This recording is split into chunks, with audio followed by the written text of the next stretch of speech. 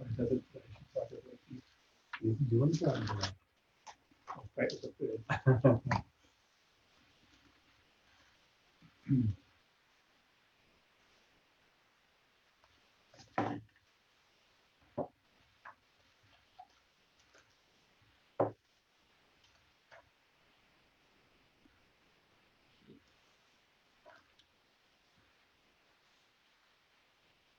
Thank you, councillors. We're now live on screen, and for those of you out there, welcome to the council meeting of Thursday, the 28th of May.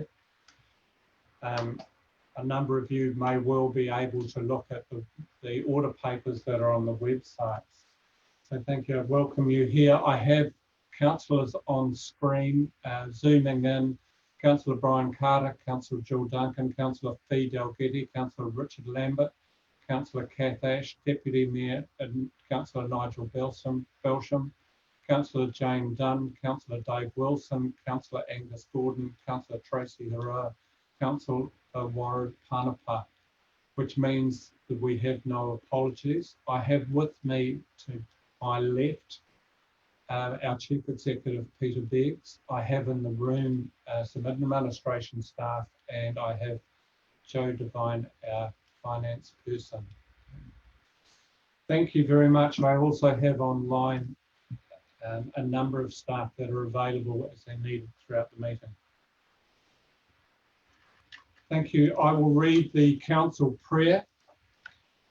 Almighty God, as members of the Rangitikei District Council, we give thanks for all the good things of our district and the advantages we enjoy.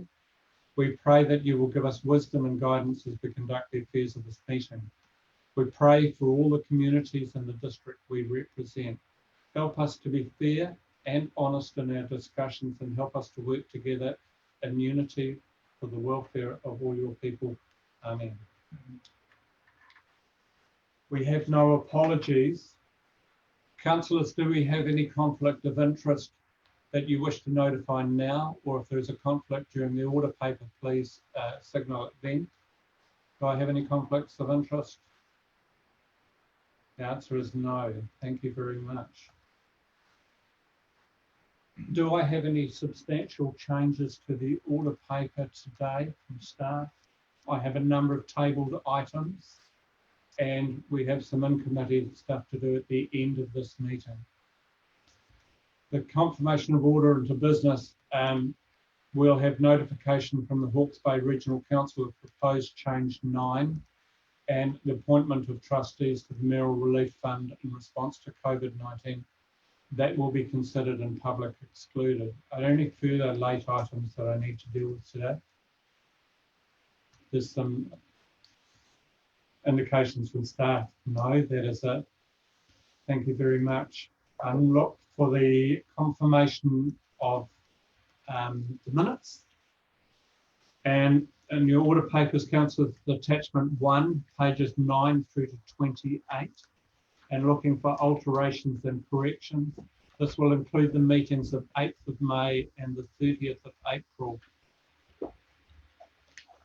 Going to starting page 9, 10, 11, 12, 13, 14, 15, 16, 17, 18, 19, 20, 21, 22, 23, 24, 25, 26, 27, and 28.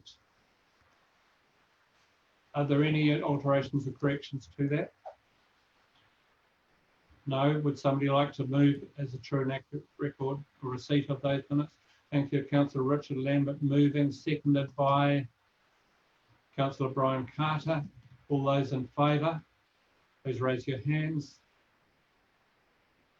No one against, carried. Thank you very much. The Mayor's report. This is attachment 2, pages 29 through to 32. I apologise, there are a couple of typos in there. I will take the report as read and take the Mayor's engagements as read.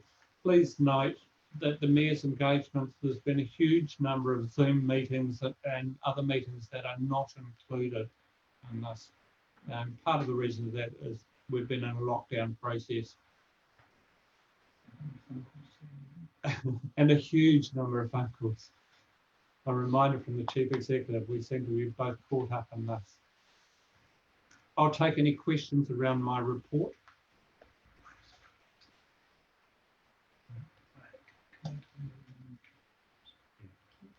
Questions from, please, could you just raise your hand? Councillor Kath Ash. Okay. Councillor Ash, sorry. Okay. You'll have to unmute, please, Councillor. Thank you. Okay, that better? Sorry. Yeah, I know it comes up further in the order paper as well, but just for clarification, the pilot program for the employment for the youth, can you elaborate a little bit as to who's going to be delivering that and what the time frame for that is, and if there's a direction of exactly where it will be used?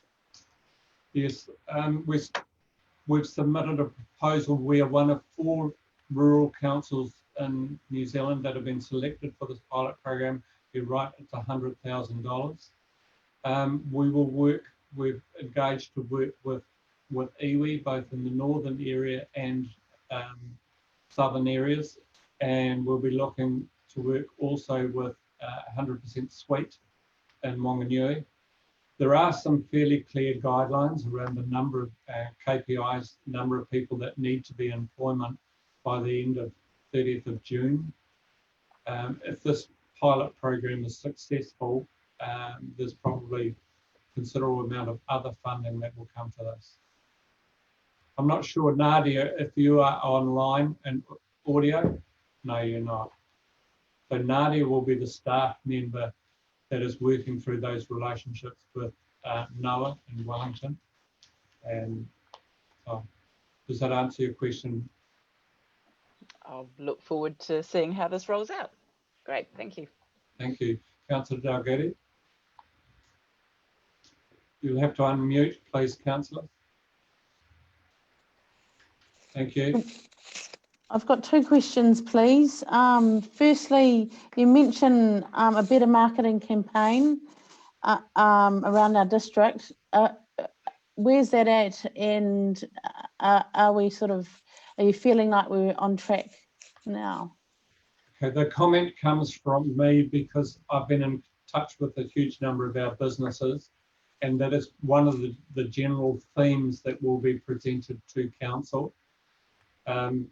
So they're saying, hey, look, there are people in Wellington, they can't go overseas. Let's make sure that we can be regarded as the destination for Wellington, and in terms of, especially in terms of tourism. Mm. We will also put up the tourism video that has been filmed with Joya onto the network, and we will work with the tourism agencies in New Zealand and our district. Thank you. I'll just pass, the Chief Executive has a comment on this as well. On that particular point in my administrative matters report, I've referred to a branding workshop and I've asked for delegates elected to participate in that. That would support your question and the Mayor's comment in his report. Thank you. Sorry, second question, if that's... Certainly, go ahead, Councillor Dalgety. I'm just interested, to date, has there been any significant redundancies, job losses in our district when you've been meeting with people? There have been some job losses and redundancies, and they have been reasonably public about some of that, but there have been a number of businesses that have said to me there will be further job losses, yes. Thank you. Any further questions on my report?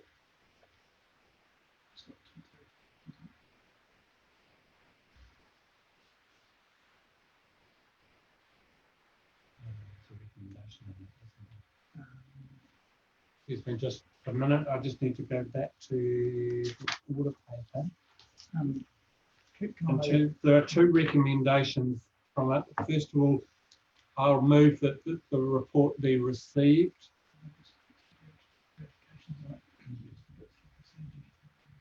Just before we do that, Chief Executive is asking me for some clarification. I just want to give clarification on the shovel-ready project. And Okay. Thank you. you. Yes, please. In the report to count in Mayor's report, I may have not been very specific in the feedback I've given to the Mayor, which has led to some clarification I believe elected members should have. The first of those is the Mangaweka Bridge replacement. The Mayor's correct that we submitted that as a shovel-ready project. It was funded, but it was not funded by the shovel-ready mechanism. It was funded by NZTA. So yes, we applied for it to that fund, but it was funded directly by NZTA. I note a question. I'll just go to the second point and I'm happy to answer that, Your Worship. The second one is around the Bulls Reservoir. I have elected to apply to the PGF fund for support for that project, 1.1 million, and we have not awarded the contract or started work, but I've gone to PGF and asked them for their support given that we meet the criteria. It is still included in the budget that you'll see a bit later on. However, I just wanted to be clear on that point. So, Councillor Ash, you have a question, Your Worship? Yes, Councillor Ash, thank you. Thanks. Thanks for raising that about the shovel-ready projects, Peter. My question is obviously this is covered with a FAR rate of 63%. So being one of the claimed shovel-ready projects, does that pick up the 37% difference, or is just the 63% FAR rate is where it's at anyway? So this is not, Mangaweka Bridge is not a shovel-ready project. You could argue it's been rejected as a shovel-ready project. Right. The short answer is no, Kirk. The 37% will be picked up by our council. Okay, thank you. For those of you who are listening in, this is a bridge that spans the Rangitikei River. So half of the cost is borne by each respective council, being Manawatu and ourselves. And of our share, 63% of our share is met by NZTA or government. NZTA is the old transit, as some people would know. Any further questions around this? Remembering that the state of the Mangaweka Bridge will come up in this order paper as a report. Thank you. First of all, I'll move the receipt of my report. Looking for a seconder to that. Councillor Jill Duncan. Those in favour? Those against? Can we clarify that? Somebody put up their hand a little bit later. Can we just go back a bit? Those in favour? There's no one against. Motion that is carried. The second part is the nomination of councillors to be on the working party finalising the budget. I would like to move from the chair that Councillors Belsham, Wilson, Dalgety, Council Hiroa form that working group with myself and staff. Looking for a seconder to that. Thank you. I'll go to Councillor Angus Gordon, a seconder. Any questions around that? Put it to the vote. Those in favour? Those against? That is carried. Thank you very much.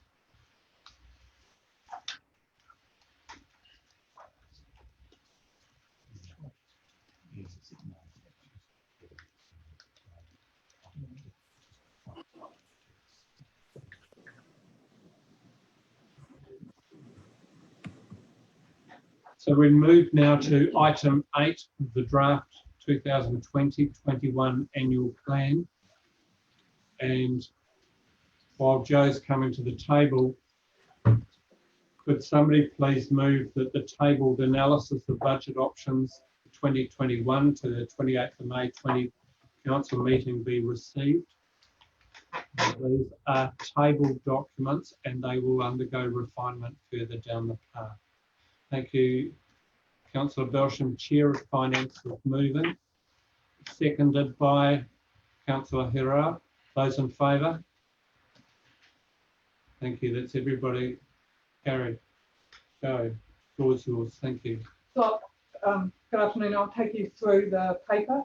At the council meeting of the 30th of April, we were tasked to go away and look at what the opportunity were to look at the rate increase. The piece of work that we've done is just some background. The long-term plan forecasted a rate increase of 5.31% for the third year of the LTP, and this is the year that we're discussing now.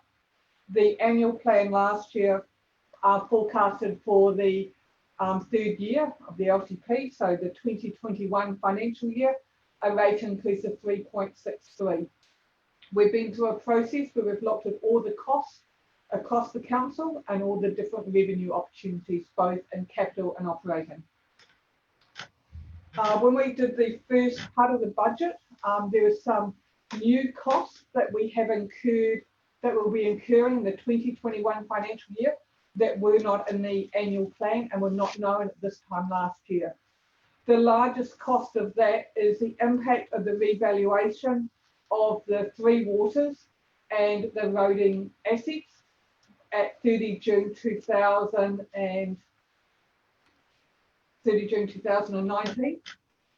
This was an earlier revaluation than what we forecasted due to the material movements and the value of these assets. That resulted in a 30% increase in the value of the three waters and roading assets, and therefore caused an increased depreciation expense of $893,000 for the next financial year. With personnel costs, we've done a full review of all the staffing positions, and we have budgeted that to fund the existing activities of the council is $308,000, but that does not provide for any market movement as at the 30th of June. Other expenses has increased by $382,000. The key driver of this was Portorino remediation, which was largely considered capital, but as we do not own that asset, therefore we cannot capitalise it, so it must come through as an operating cost. We're also looking at district planning changes from rural to industrial and rural to residential, and these have increased the cost as well.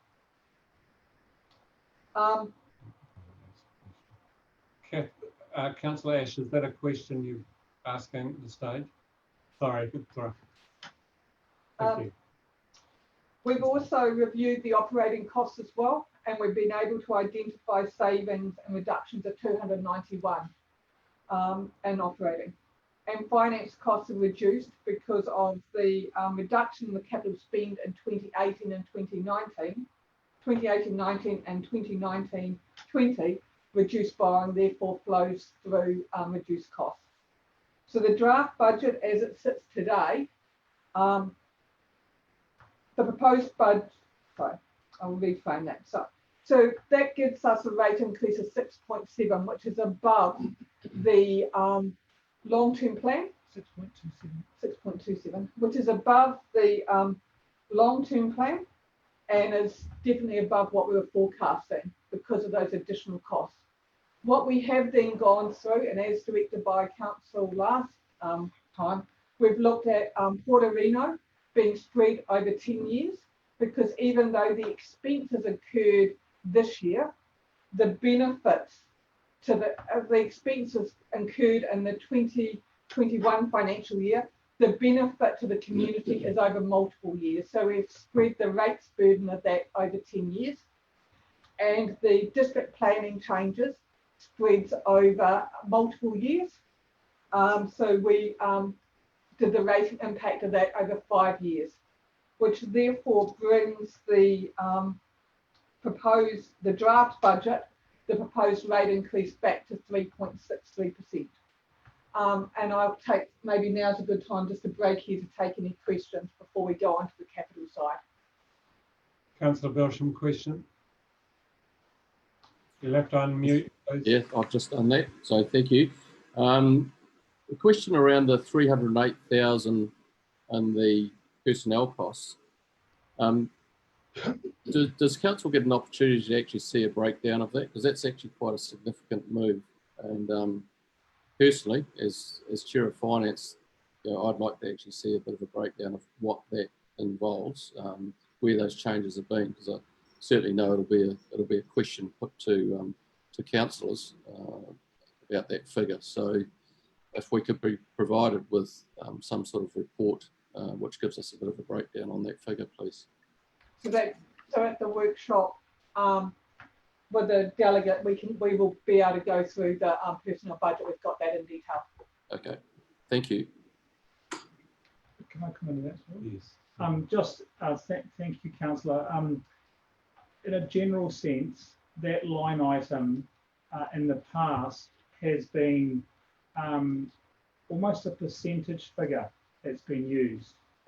So if in the past, when I've looked at the costs for salaries and for staff, this line item, it's never been in as 100% of staff salaries.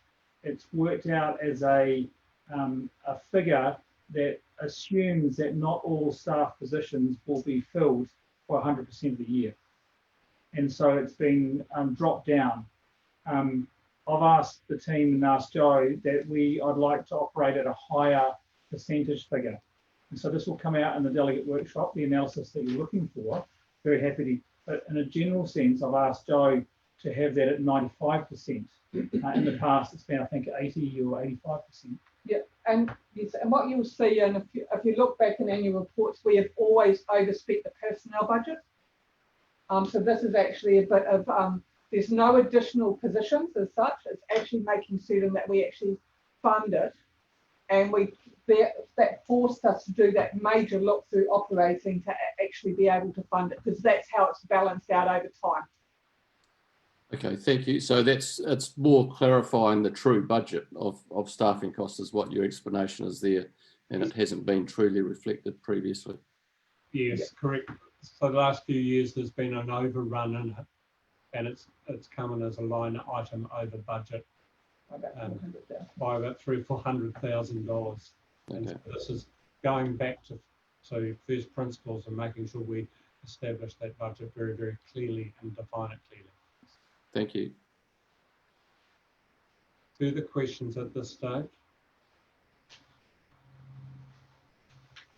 Council has given some direction back to staff to say, when we originally looked at 3.6%, to say how could that be lowered further. So indications were that it could have been actually quite a lot higher. They've brought it back down to that at the moment. But it's quite appropriate for council to have some idea of what you would forego if you were going to try and reduce it further. But I'll let Joe carry on a moment. So taking into account, so using the draft budget of 3.63% rate increase, we then looked at how it would spread across properties. And we use sample properties, and we consistently use the same sample properties each year, and they're the sample properties from the LTP. So we tested the draft budget across it, and the rate increase would range between 0.85% for a property to 4.97%. So we don't have big drops, but we also don't have big increases. So just to clarify that for those who are online trying to understand this, these are sample properties across different parts of our community. There will be individual properties that are outside of that range, and there will also be properties that have had an increase in their capital value, which will further push their rates. So if, for instance, you've had a dairy farm that's built a new dairy shed, spent significant money, that will also be reflected in their rates.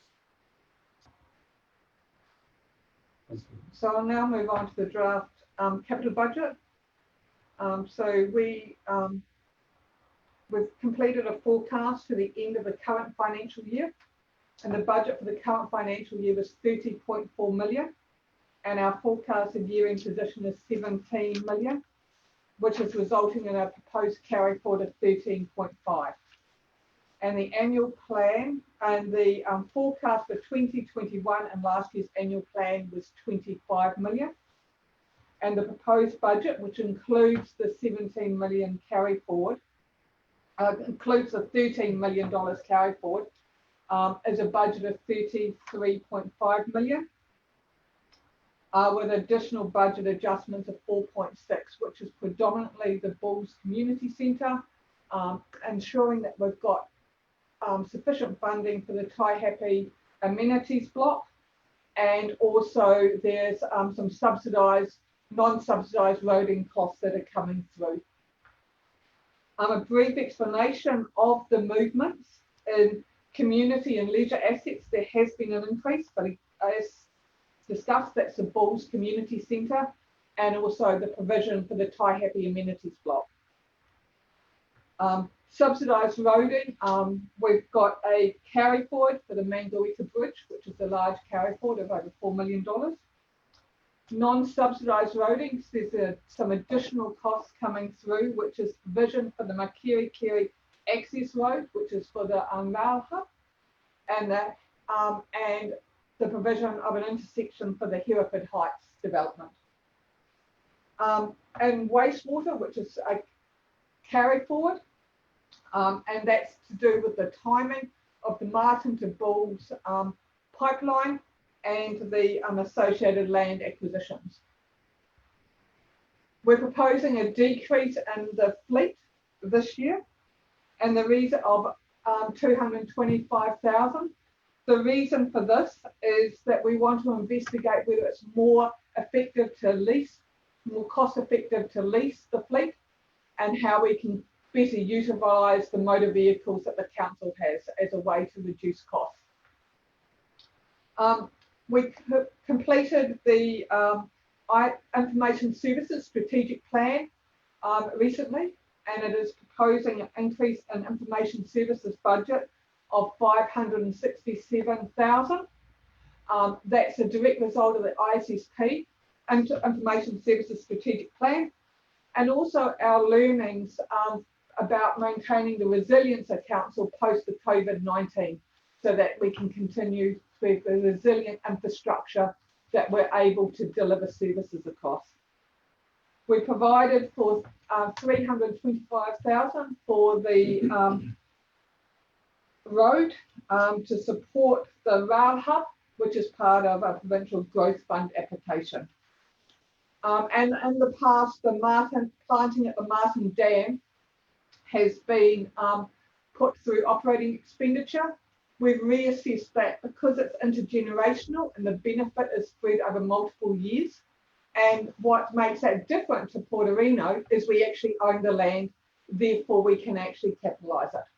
So they're the major changes which the working group will go through in detail.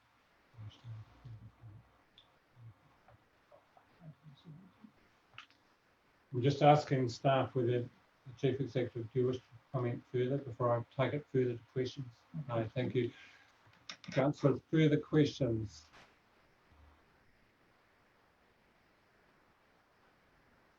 Councillor Belsham. Right. So the $100,000 budget for the planting at the dam, that's part of that, I guess, reserve plan that we have had in place for the development of that site. So the revenue we've made from the logging of the forestry logging is now fully spent. So this is an additional cost to actually planting the dam. Okay, and sort of following up from that, so I guess staff would be investigating all other avenues of funding for tree planting and things like that. Have we exhausted those options? So we've been conservative in our estimates of third-party revenue to ensure that we actually have the resources to do it. But we will be looking at opportunities for that. That's another reason why some capital, because it has a small impact on the operating costs this year, because we can actually spread it over multiple years. Sorry, I guess this is something the working group can sort of question a bit more on in that workshop. Is that correct? The idea is the workshop will actually go through all, we'll find all the detail behind the budget to workshop it through. Okay, thank you. For those people online, when we talk about capital items, that means that we can loan fund them. When we talk about operational costs, they are costs that tend to be normally borne within that financial year. And just a reminder that our financial year is different to the calendar year. So our financial year starts July.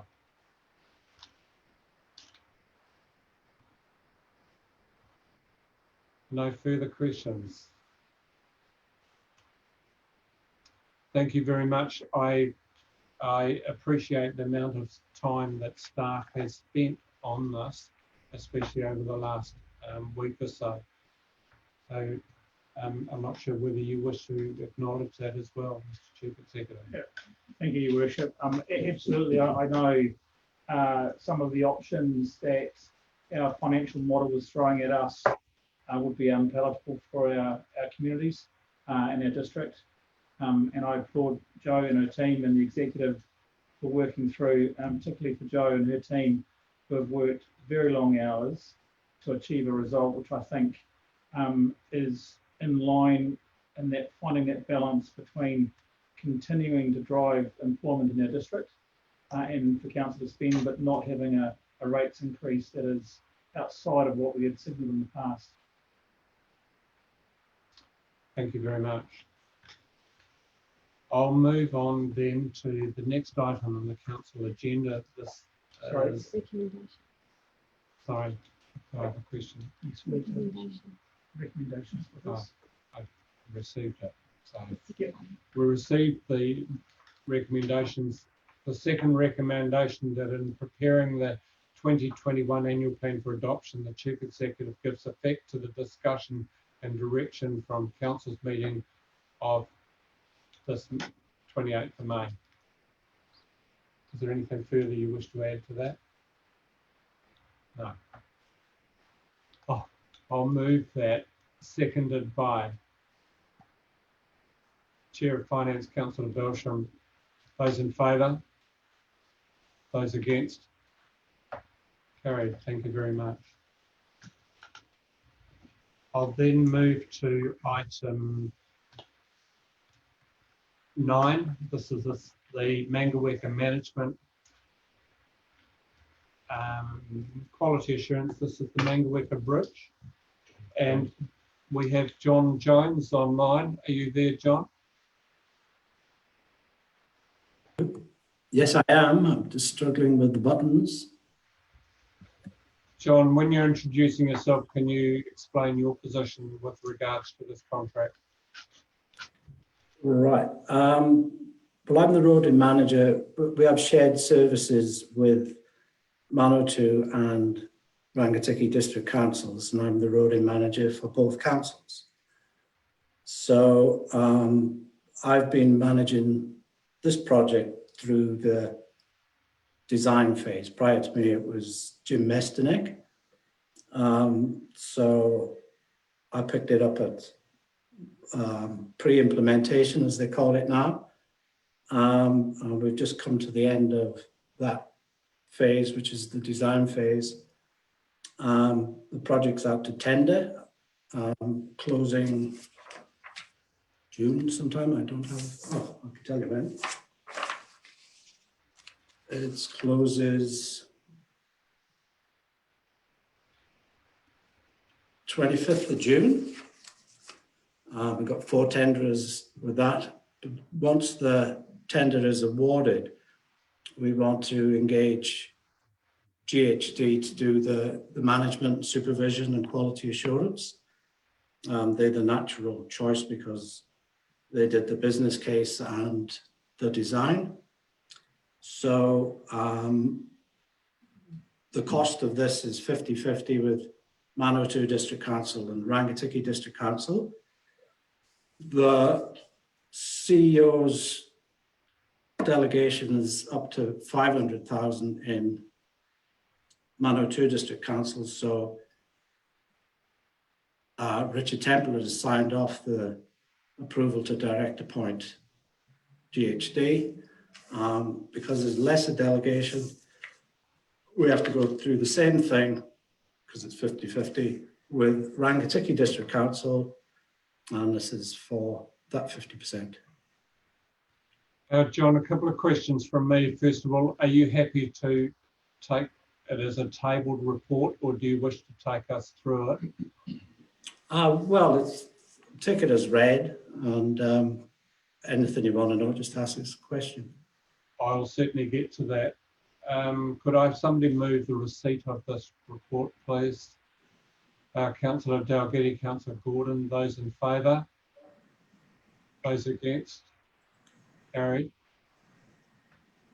Thank you. Are you happy to take questions around it now? Yeah, sure.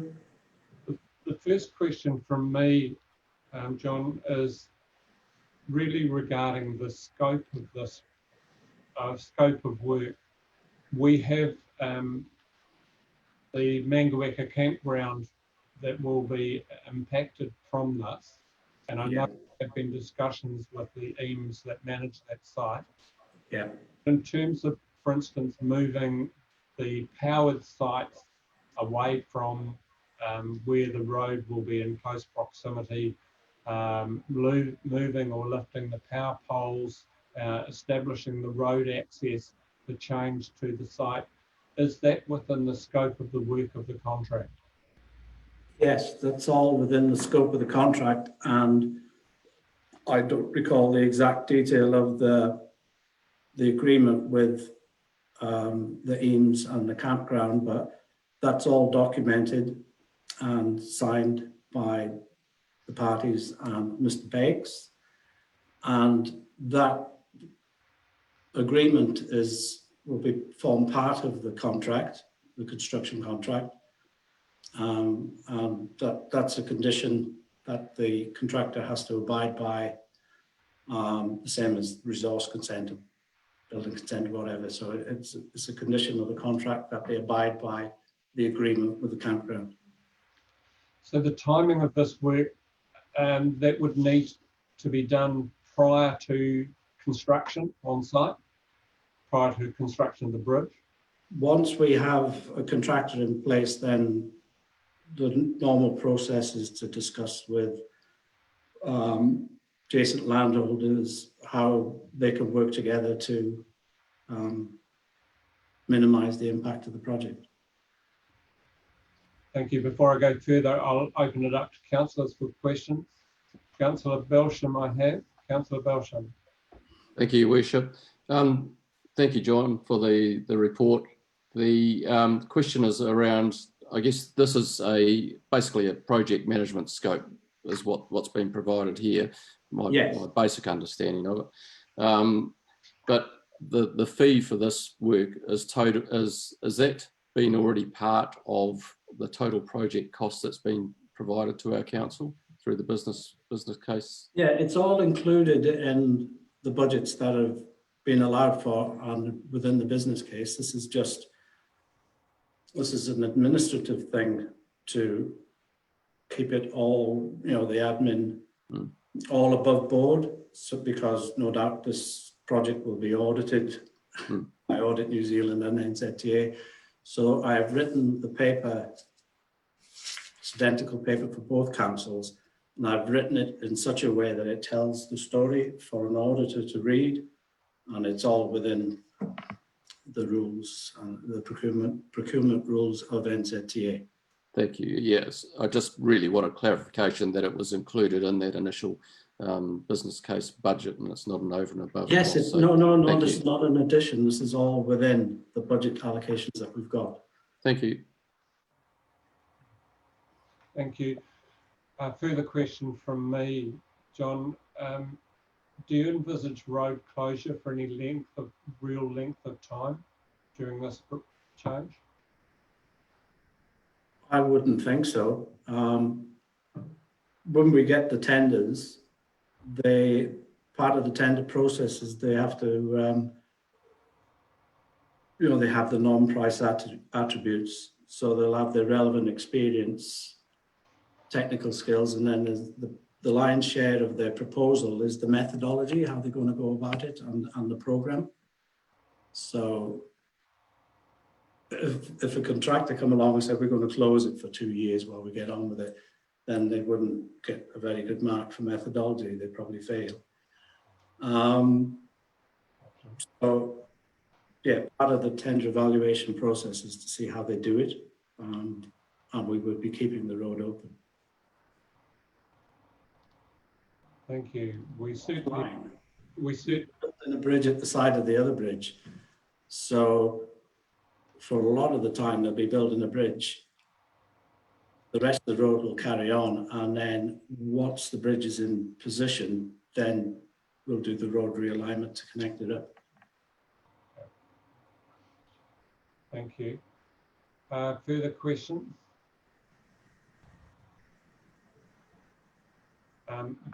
Certainly, if you wish to make a comment, the Chief Executive, or a question that councillors should be considering. I think it's some information that I think Mr. Jones could help us with. Certainly. And John, thank you for your report and the writing of that. It's fantastic from my point of view. Do you know the status of where we're at with the Historic Society and the Old Bridge? Could you inform? Yes. That's a side issue. I've sought guidance from NZTA. They've had a similar thing with Kopu Bridge. So I managed to eventually get a copy of that, but it's like for my eyes only.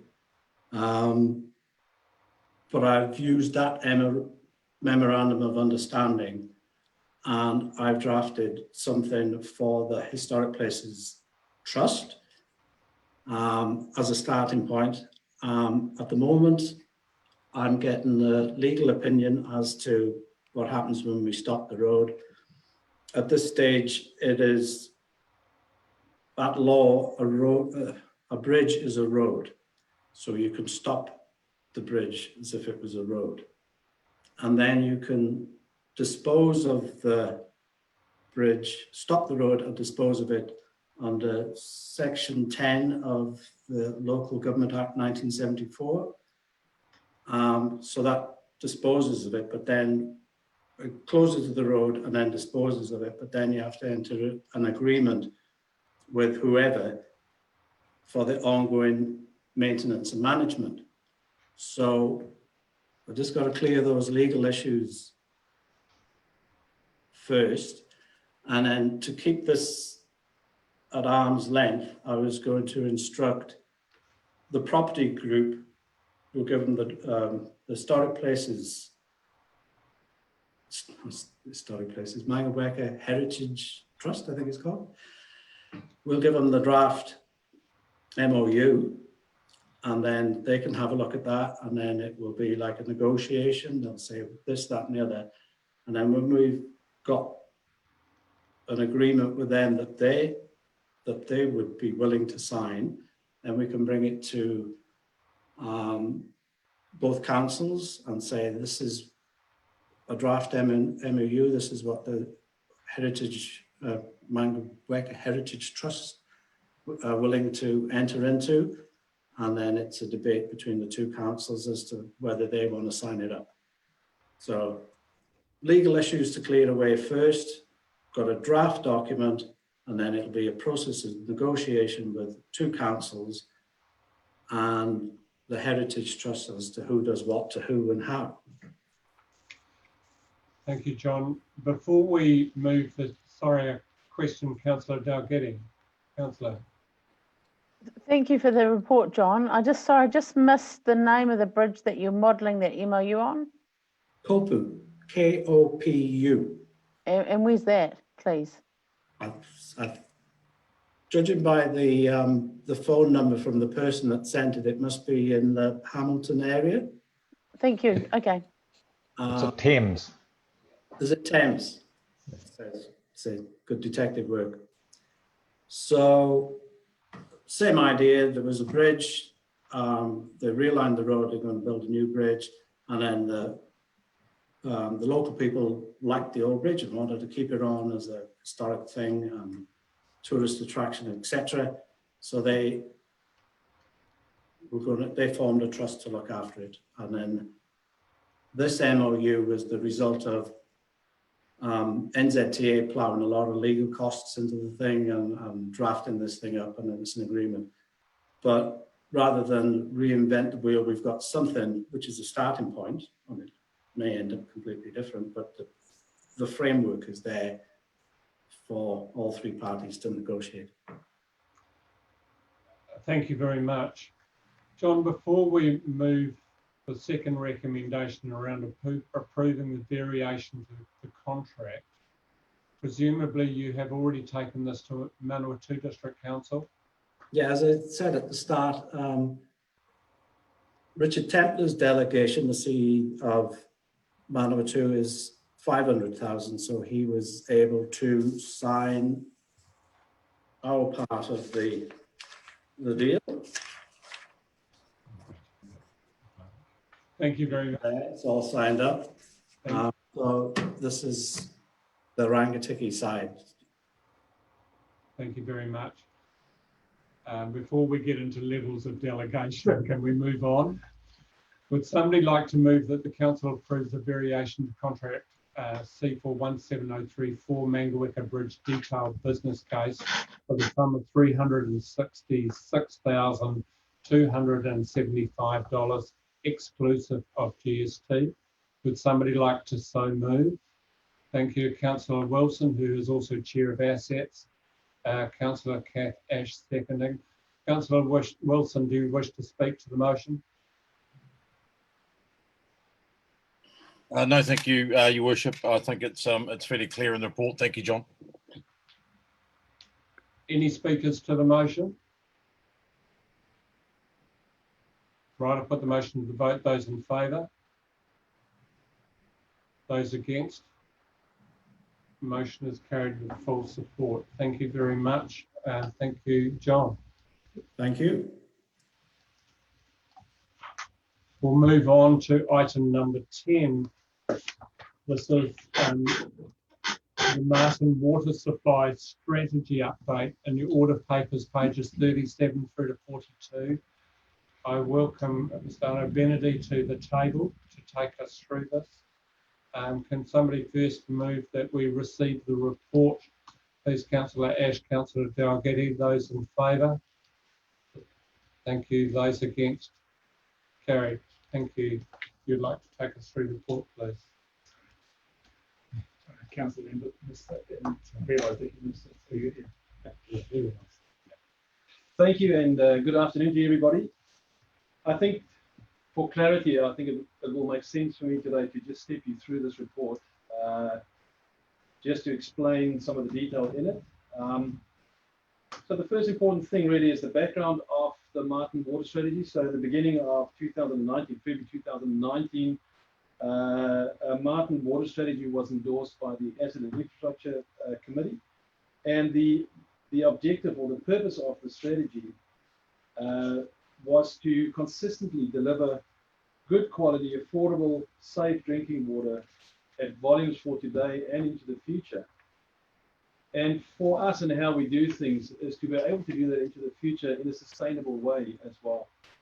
And what this strategy would look at was the raw water source, the treatment, the storage, and the delivery network. So it is the whole system, not one portion of it, but the whole lot.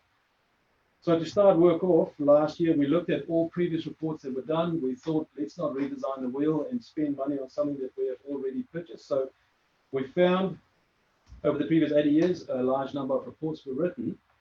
And going through all these reports in those 4 different categories, it became clear that there was still some information that we could potentially still gather. So under the raw water source, what we found in all these previous reports were making use of groundwater as an alternative water source was always put up as a viable option to consider.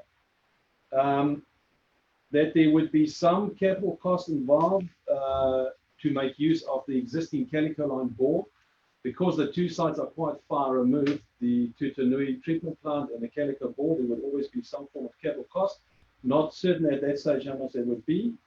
And also that the current production bores that we have available in the district would supply enough water for the current demand.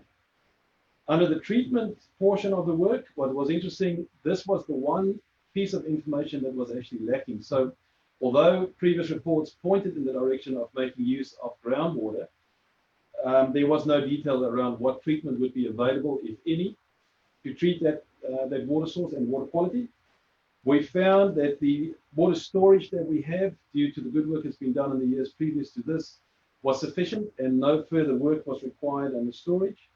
And lastly, that the distribution network falls under the new Rangitikei asset management work that we're doing.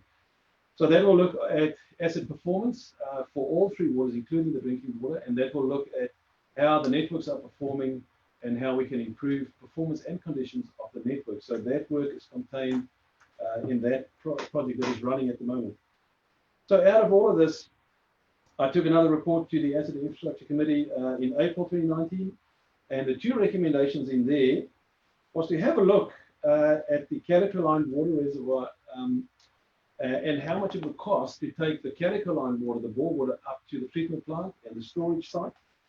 And secondly, to engage some experts to tell us what treatment is available for this quality of water and more or less how much would it cost. So that work was commissioned last year, and the first report came to us in February of this year and gave us the following results. But now, before I go into these, I think it's really important for me to point out, when we do these reports, the numbers that we come up with are very high level, rough order of cost numbers. So there's no real detail involved in these numbers. We haven't gone out to the market to get quotes. None of that. Really, what the idea is for it to be indicative of what these options potentially could cost us. But as you get more into the details, depending on the site and many other things, those numbers are always going to shift around a bit. So this is just to give us an idea, more or less, where could the numbers fall. So what came out of that work is capital costs, two clear options that were cheaper than the others. But unfortunately for us, this first report also created a whole lot of new questions that we realized if we don't have the answers to those questions, it would be impossible for us to come to a conclusion. So what I did is I asked them to go back and get the answers to the following three questions. We've got the operational cost of the possible treatment solutions. What are the operational costs? What are the running costs of these plants every year? Have a look at the Calico line in more detail. How much would the capital cost outlay be to pump the water up to the treatment plant? And how would that compare to considering a new bore close to the plant? So which of the two would be more expensive? And the third one is the leading treatment option at that point had a very interesting technology behind it, and we weren't sure if that will be applicable, if you look at a technical perspective, if that will be applicable to the Martin water supply. So I wanted more information on that. So they went away, they did the work, came back to us and produced the following numbers. And again, the same applies, very high level rough order of costs, just to kind of align things in our minds as to where things will fall. I also asked them to look at a whole of life costs for these plants. So generally we will take a 25-year life for a plant like this, and we will use the capital value on an NPV for investment, and we will add the operational cost to that. So it gives you a picture of what it costs to purchase that asset for its whole life. And interesting that our number two option on the first part of the work actually ended up being the number one option. So the ion exchange plant came in as the cheapest whole of life option at 12.5 million. So remember, this is not the purchase cost of the plant, but rather the entire lifespan cost of the plant. And the second option was the pellet softening. They also found, this was personally very interesting, that it would cost considerably more to install a pipe up from Calico line up to the plant, and it will be much cheaper to just consider a new bore closer to the plant, the existing plant site. Right, then the third one is they had a look at the technical issues with regarding to the treatment options, and that was all good and all ticked off, so there were no issues there. So in conclusion in this work and looking at the future, what we found is it would be possible, it definitely would be possible to consider groundwater as an alternative raw water source, and that this will produce a high quality drinking water to market on a consistent basis. We also found that it is clear that substantial capital investment will be required for the existing supply scheme. So that's the dam and the plant. The dams are very old, the plant is very old. We would have to do some substantial upgrades. If we think of the repairs we're doing now, substantial amounts of money would have to be spent. We also realized that as a council, we need to take climate change into account. Climate change, there's no doubt, will definitely drive weather patterns in the future, and to have a surface water, raw water source might not be sustainable looking into the future, 30 or 50 years into the future. So that's something we have to take on board as well. I realized in all of this, there are quite a lot of financial questions outstanding still. In other words, how much do we have to spend on the existing asset? How much exactly will the new plant cost? There is a lot of those kind of numbers still outstanding.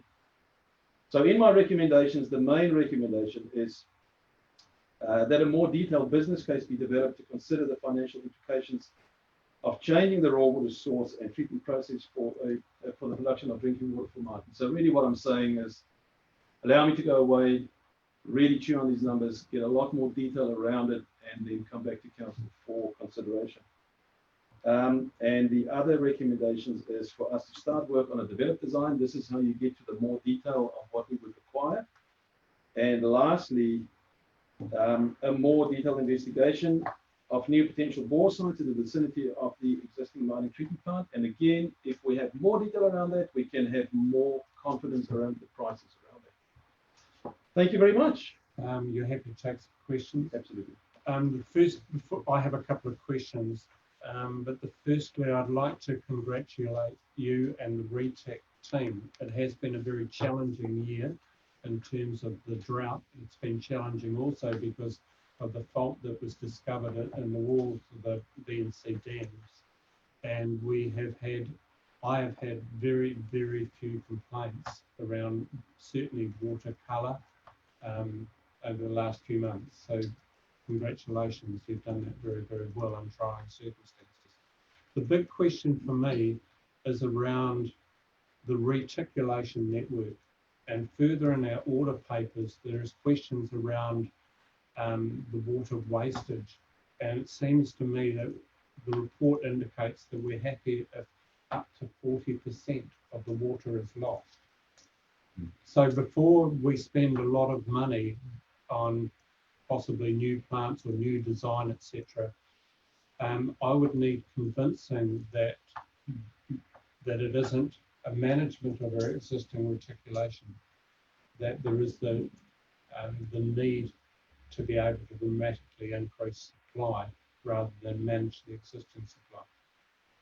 And I did note that you mentioned the reticulation network and you're part of your report, but and I also note obviously that we would not be spending any of this money without consideration as part of the long-term plan consideration. I'm happy, do you wish to comment on that, or I'm happy to take questions from councillor, your preference? Questions. We'll take questions. Councillor Ash, followed by Councillor Gordon, followed by Councillor Duncan. Councillor Ash first. Councillor, you'll have to unmute, please.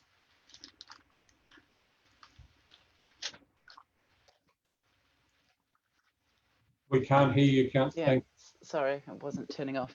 Thanks, through you, Mr. Chair. I know I'd be interested to know exactly where the 5 million litres per day is allocated to. On the surface of it, it seems like a really extreme amount to be our current demand. And I find it quite shocking to sort of read that number. So as Mayor Andy alluded to as well, interested to know that leakage, how that's progressing as far as fixing that and mitigating any of that leakage.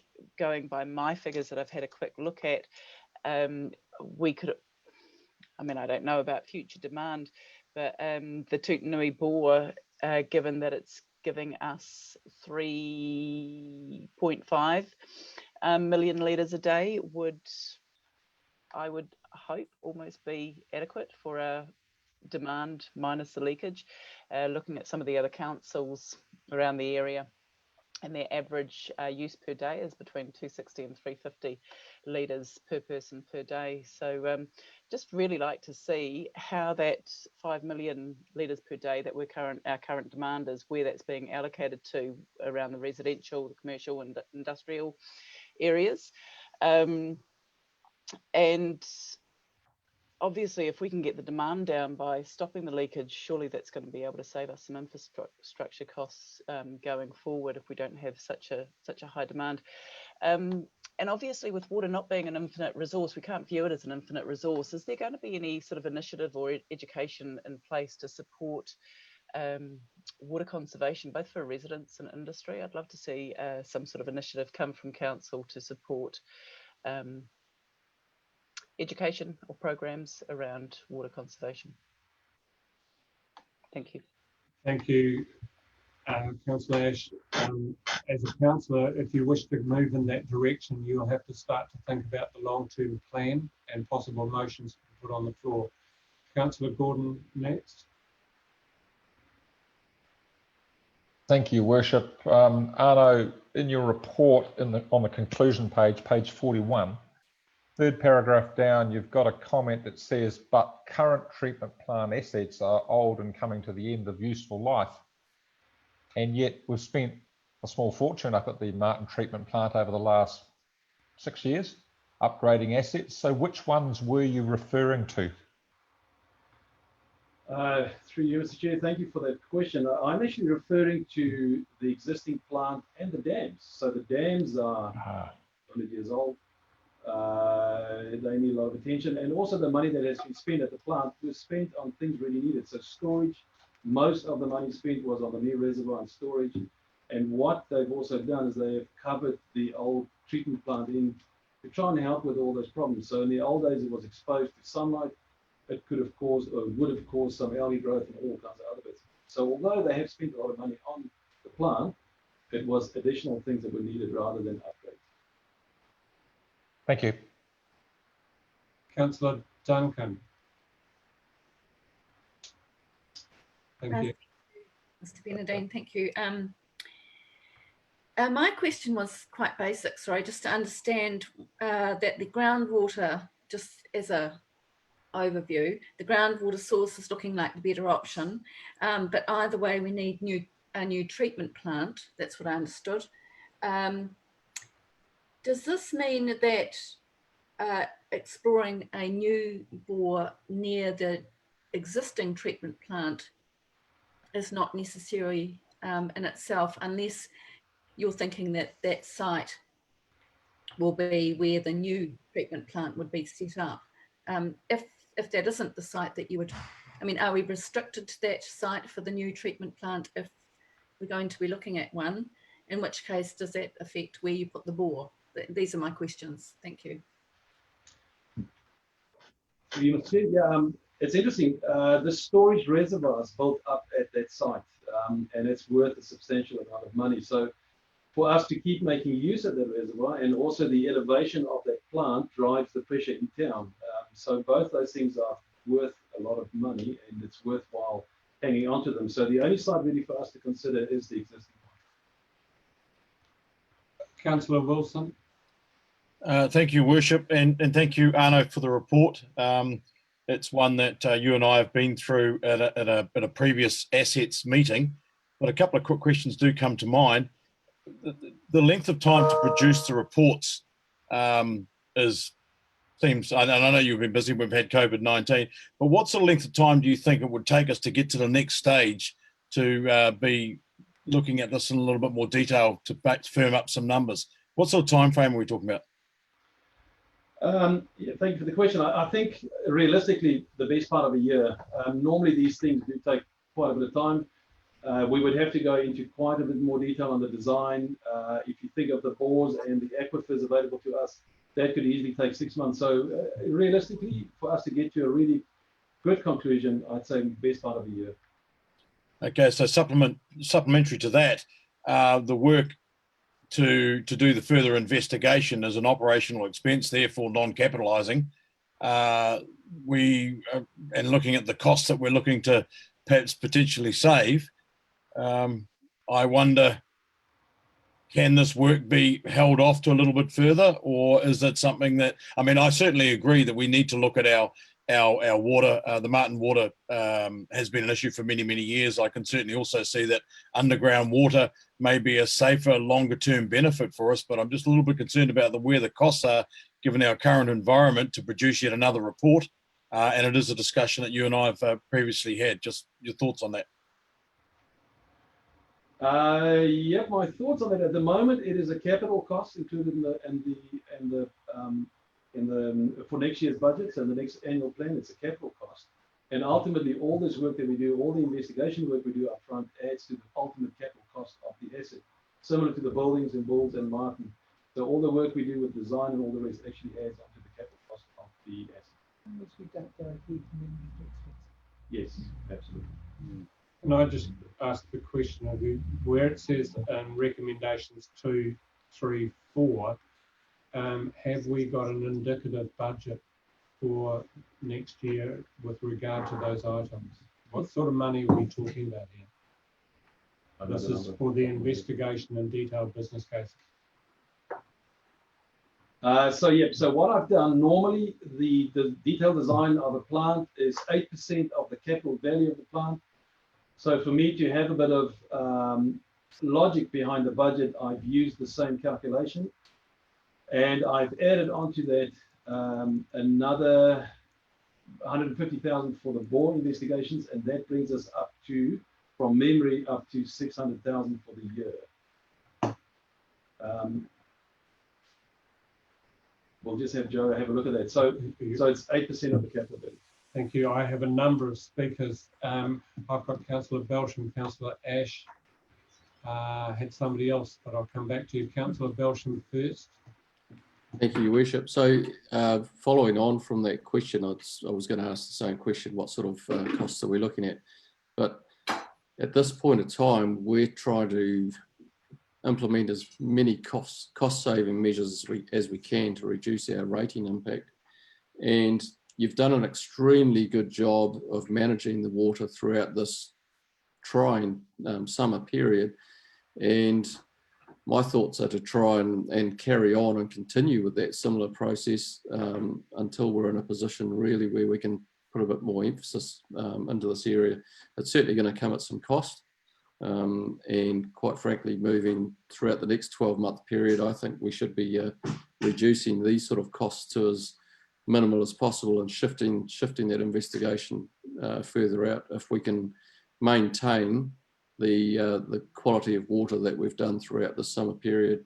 Is that able to be done in a pretty short sort of answer? If I can reply to that. At the moment, it's a capital cost, and it doesn't really have a big impact on the final number. We must also remember, although the quality through this summer was really good, it was because the summer was really good to us. We are completely exposed to whatever happens out there in the weather patterns. If next year's summer is more normal, we'd be back into the same position where we would have odor and taste problems. So we can do that, but the risk will be substantial to council. A supplementary question to that, because that's an area that I was going to comment and go to.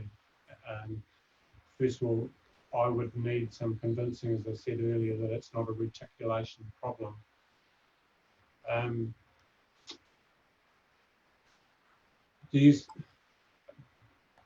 How much water have we lost this year by disposing of water because of the risk to the dam?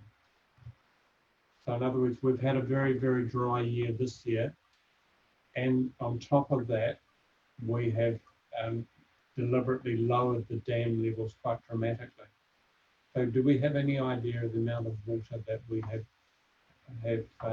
led to not waste, because it's gone into the Tutanui stream, which is great for a lot of people. But do we have any figures around that? Unfortunately not. I wouldn't know what the volume is. I completely understand the question, but unfortunately I don't have those numbers at my fingertips. What I can say though, it's interesting also because we had to use the Tutanui bore to augment the water level in those dams. So the water quality in those dams would have improved a lot too, just by constantly using those bores. The downside of all of that is the water in Martin became quite a bit harder than it ever has been because of the bore. So we must remember that the bore water quality, we don't have the treatment to suit that quality, and over time that will become an issue as well. So it was a very interesting summer, and completely out of the ordinary. Thank you. I have further questions from Councillor Panapa next, I think. Yes. I wanted to, thank you. I know that just always impressed by the amount of work and the professionalism that your team shows consistently. This is a bit of a left field question, is in terms of the costs that we're looking at are quite high. What are have we looked at, for instance, desalination as an alternative means to provide, because a lot of the things that impact our current provision are environmental, and desalination is one of the things that is not impacted environmentally. And I look at the Hunterville figures, so even though it says $1.61 per cubic metre of water, there's a figure there where it says that the actual cost is $3.63 to the residents. So is there a study that has been done to show that that desalination is not a viable option for us? Through you, Mr. Chair, as part of that work, we looked at all the previous reports that's been done. That's actually something that's come up quite often. And in previous years, they looked at a wide range of potential other water sources. And through that process of elimination, the only one that really stood up every time was groundwater. So they did look at different takeoffs from the Rangitikei River. They looked at different takeoffs from other freshwater streams in the area, including desalination. But all of those got moved out of the way due to costs. And the only one that stayed as a possible solution is groundwater. Thank you, Councillor Wilson. Sorry, Councillor Ash first. Missed you before, Councillor. I'll go Councillor Ash, then Councillor Wilson. Councillor. Thank you. So I think also we've got to focus on the bottom line is getting the water quality for Martin right. I mean, that's not optional. We do need to look at that. So I really applaud the work that you're doing there to look at treating that. But my understanding has always been that the water quality from Tutanui is, while it's hard, it's consistent. So it makes it easier to treat insofar as it doesn't have the fluctuations that the dams provided, etc. So groundwater would give us that consistency. And then coming back to the queries and concerns around leakages, if we can resolve those and therefore just be using the groundwater at Tutanui, would that eliminate a whole lot of these other costs? We're looking at costs of putting down new bores, we're looking at costs of piping and the new reticulation from Calico to Tutanui. If we reduce the amount of leakage, reduce our daily demand, then would Tutanui not sort of be the answer to everything insofar as our daily demands and having a consistent level of water quality, and therefore also reduce the operating costs of the water treatment plant? Yeah, so absolutely. So the thing is, at the moment, our peak summer demand is about 4,700 cubic meters. So if we just move to the Tutanui bore now, it's not going to be sufficient. I agree that we can make huge improvements on that, and we can bring that number down, but I think we still might be slightly over or very close to the maximum supply of that bore. The other thing that we've got to think about as a council is security of supply. So if we are fully dependent on this one bore, and we are right on the edge of what it can produce at its maximum, and the slightest thing goes wrong, we're going to be in trouble for supply into town. So security of supply, big deal, and that maximum demand. The other thing we got to remember also is we do want to grow. Bores makes growth modular. We can add as we go along. We don't have to invest the money now. We can do that later on.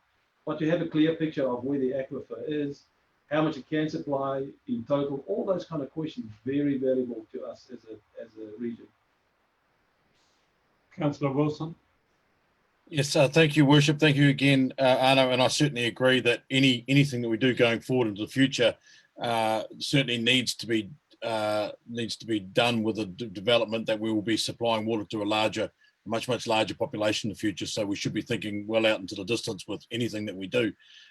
Just the question, and really coming back to how long the water strategy is going to take for this further next phase of information, and then if we get to a conclusion about how long it might take to implement new bores and other such things, we are talking about quite a project over a number of years.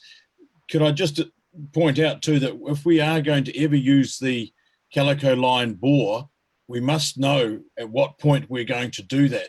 Now, anybody living in the Martin area, and many of the councillors here do, we've all experienced brown water when the Calico line bore was implemented. So we must get to a point where we know that that's going to happen. And if we do that, can we at least give the residents some warning that we are going to have to go to that position with regards, so that we can know that the results are going to be. We do know that the water is brown and doesn't certainly look very desirable, but we do know that it does meet the health standards which we're required to keep. But if we can just give everyone a heads up, because this Martin water is still going to be some time off being resolved, whether it be one bore or two bore or whatever.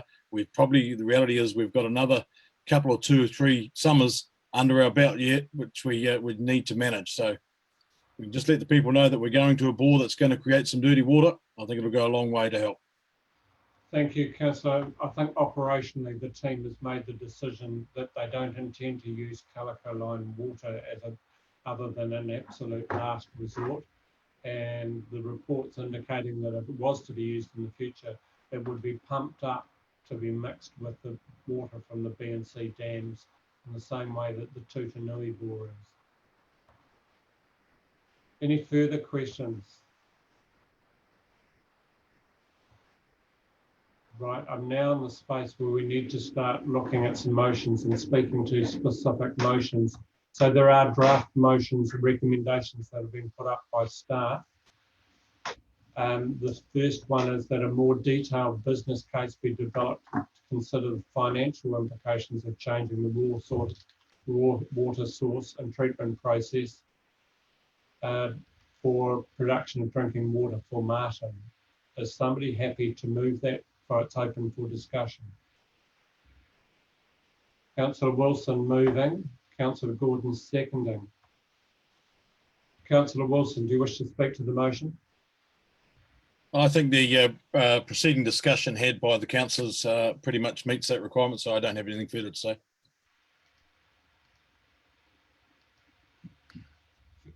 Speakers to the motion?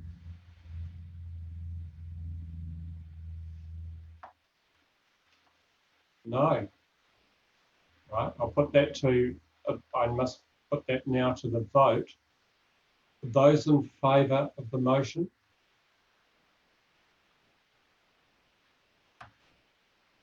Those against?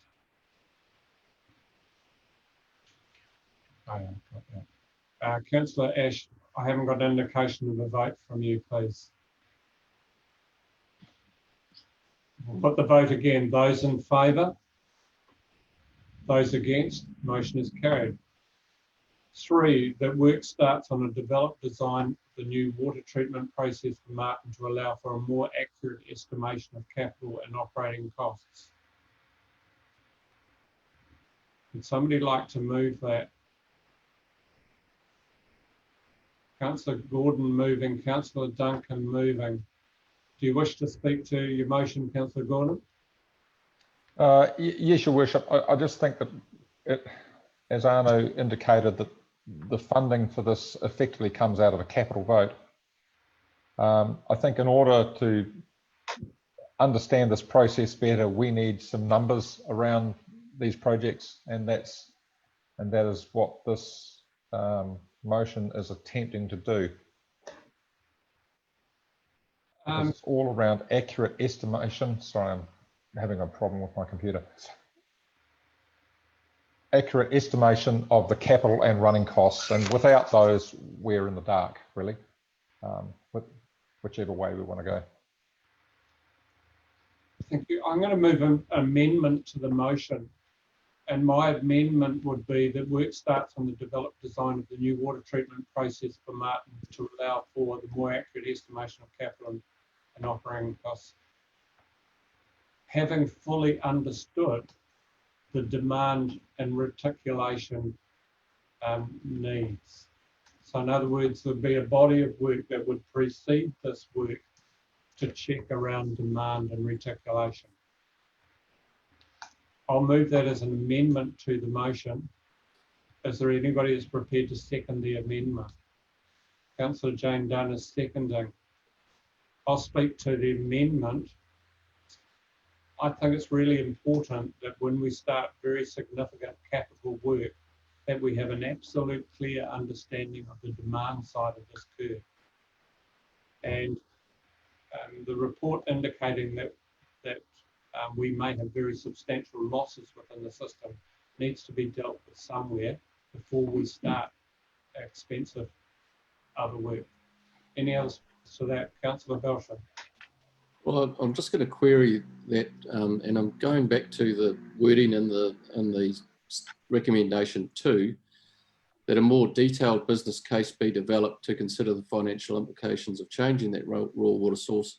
So really, until we've received that information, I don't think we should be proceeding with any detailed design of anything. I think that's the first step we need to see, that detailed business case to be developed, and that'll take into account the financial implications of changing that water source. So then we actually, within that business case, I would presume would cover off some of the costs on creating the designs. So yeah, I'm a little bit confused as to why we're jumping into a detailed business design when we haven't even received the detailed business case. I accept your point, Councillor, but however, we have passed 2, and effectively by putting that into 3, it's saying that before we proceed further, that's part of, it effectively becomes part of 2 by doing it this way, in my view.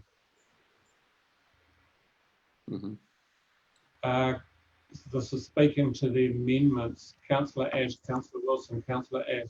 Sorry, it's not actually speaking to the amendment other than to request we actually see those words or get a chance to write those down, just to clarify that I've understood the amendment correctly. Yeah. Can we share it, please? I'm not connected, I'll email it to you. No, you can't easily. I'll go back and I'll read them. So,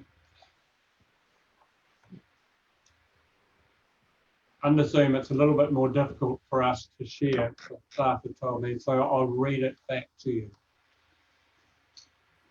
The original motion was that work starts on a developed design of the new water treatment process for Martin to allow for more accurate estimation of capital and operating costs.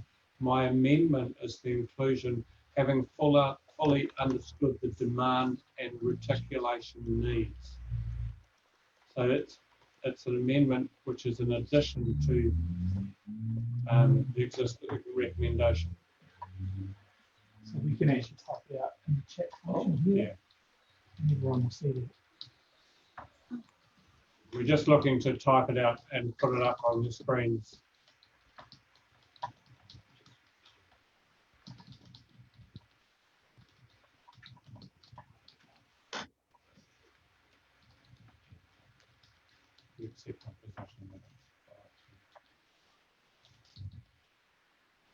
While we're doing that, Councillor Wilson, I'll go to you next as a speaker, followed by Councillor Gordon. Councillor Wilson.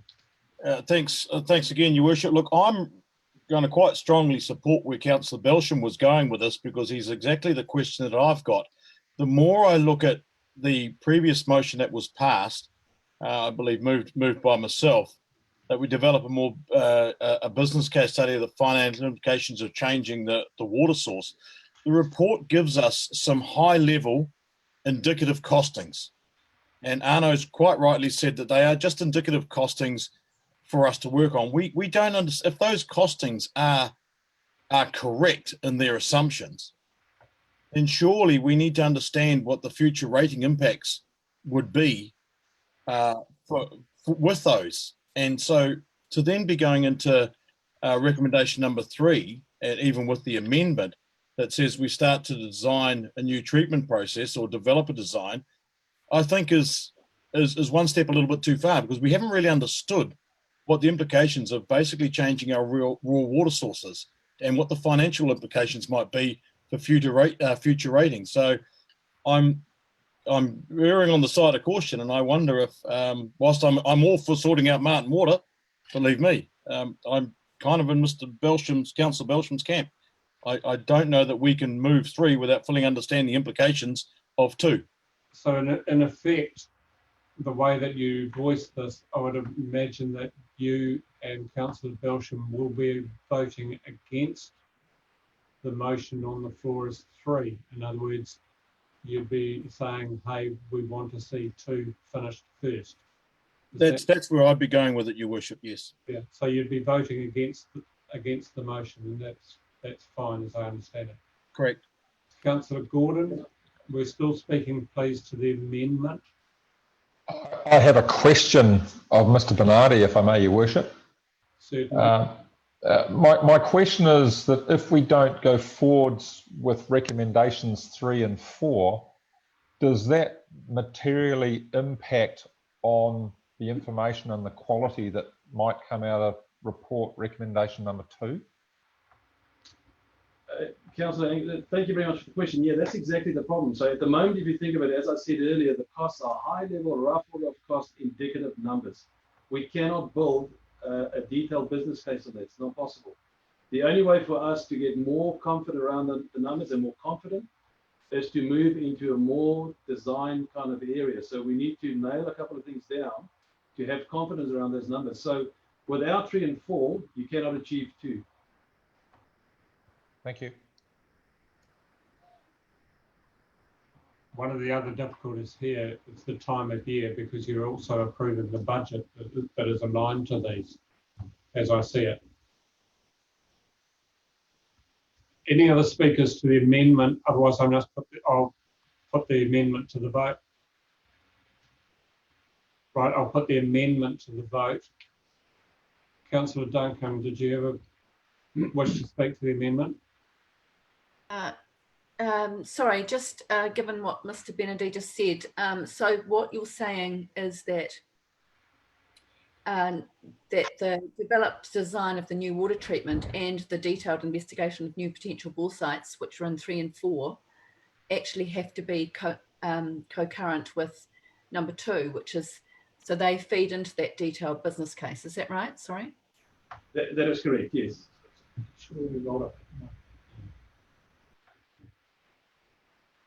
I must put the amendment to the vote. Are those in favour of the amendment? Those against? Can we go back? I'll take a show of hands again. Those in favour, I have Councillor Duncan, Councillor Dunn, Councillor Dalgety, myself, Councillor Gordon, which is 1, 2, 3, 4, 5. Councillor Lambert and myself. I make that 6. Can we just check on that, please, Chief Executive? Yes. The amendment is carried. It then becomes a substantive motion.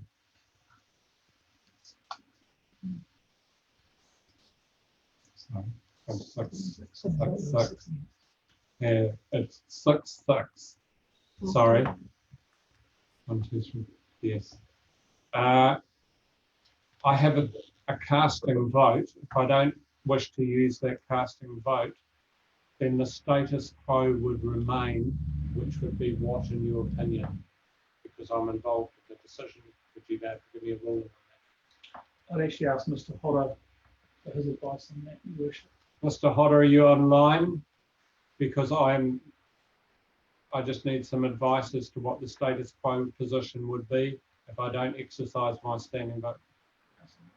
Casting vote, sorry. The status quo would be that the amendment would be lost. Thank you. I won't exercise my casting vote on this occasion, so the amendment is lost. Thank you. So we go back to the original motion. That work starts, and we have a mover of councillors Gordon and Duncan, is that correct? Yeah. Any further speakers to the motion? Councillor Hiroa, you wish to speak to the motion?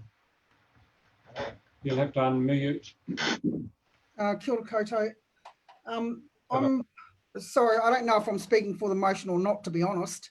After hearing the kōrero back from Councillor Belsham and also that whakaaro from Councillor Wilson, it kind of changes things in my head, because if 3 and 4 had been 2, if on the recommendations, I'd like to think that when we're making the decision, it kind of changed things in my head when Arno was Mr. Benedi was questioned about what was the difference of putting 3 and 4 first. So I'm interested to know. I mean, we don't want to stop things happening, but I'm just interested to see whether or not it's something that the rest of the councillors are okay with. In regards to I'm a new councillor in, and you've got the deputy mayor and someone with a hell of a lot more experience than me having an opinion around this, and so I'm interested to see what the rest of the council think about it. We can do that. Yes. Can I just get some clarification from you, Mr. Benedi? So you're saying, in effect, that the recommendation 2 that has been passed can only effectively be carried out if 3 and 4. So I guess the question from me is, should that have been in your original recommendation as a combined motion? Yes, in hindsight, that would have been a much better way to do it. Councillors, do I have a view that you would like to see them all wrapped up in one motion?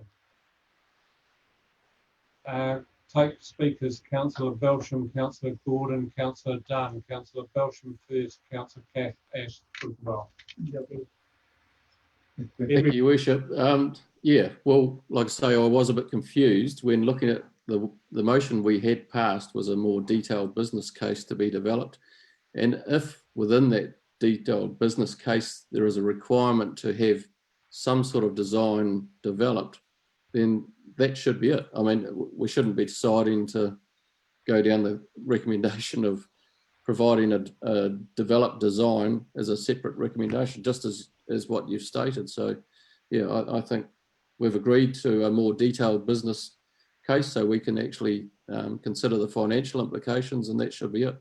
Whatever work goes on behind the scenes after that will be provided to us in that detailed business case. So, yeah, I don't see the requirements to have these other recommendations there. I think what I'll do is come in as a determination from the chair. I will ask staff to reformat a motion that incorporates all. Now, if that is the case, that can only be the case if we have a majority of councillors at 75% that declares the second motion, motion number 2, to be invalid. Is that correct procedurally as you see it, Mr. Hodder?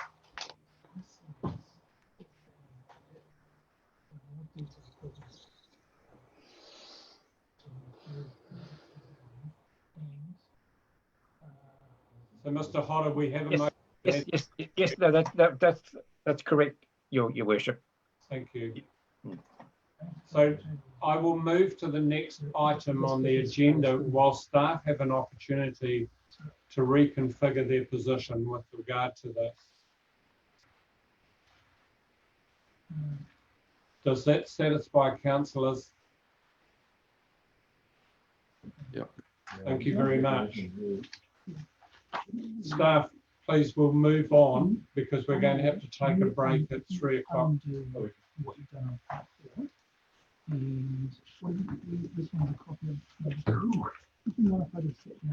Staff, are you able to do this quickly, or do I move on to an further agenda item? Which would you prefer? More time, please. More time.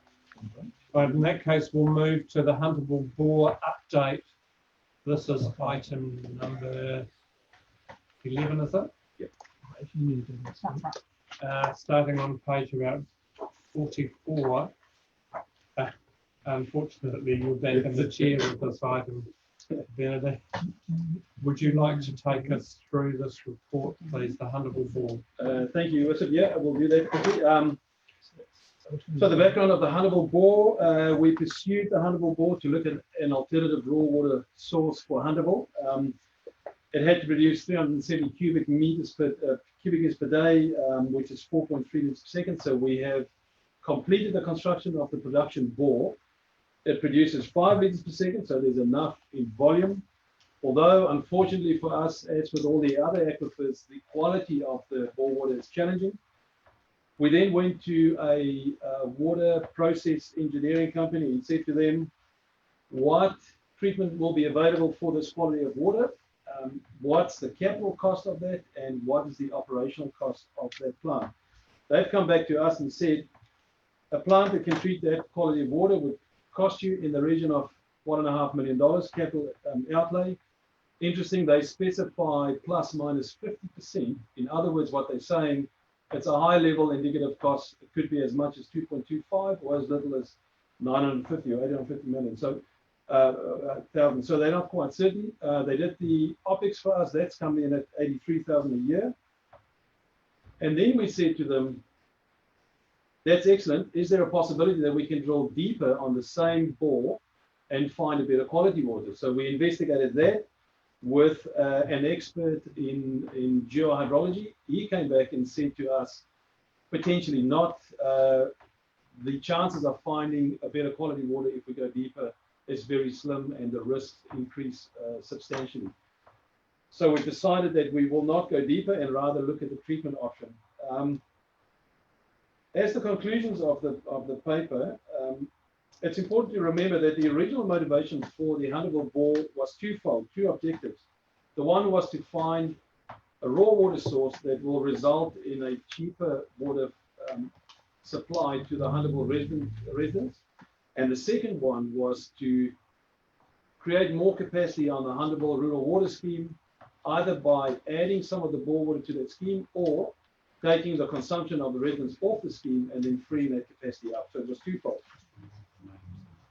If we look at the existing rough order of cost for the plant and the operating costs that's been given to us, and you'll see in my first table there, I've used 2.25 million as the capital cost of the plant. In other words, I took the conservative position.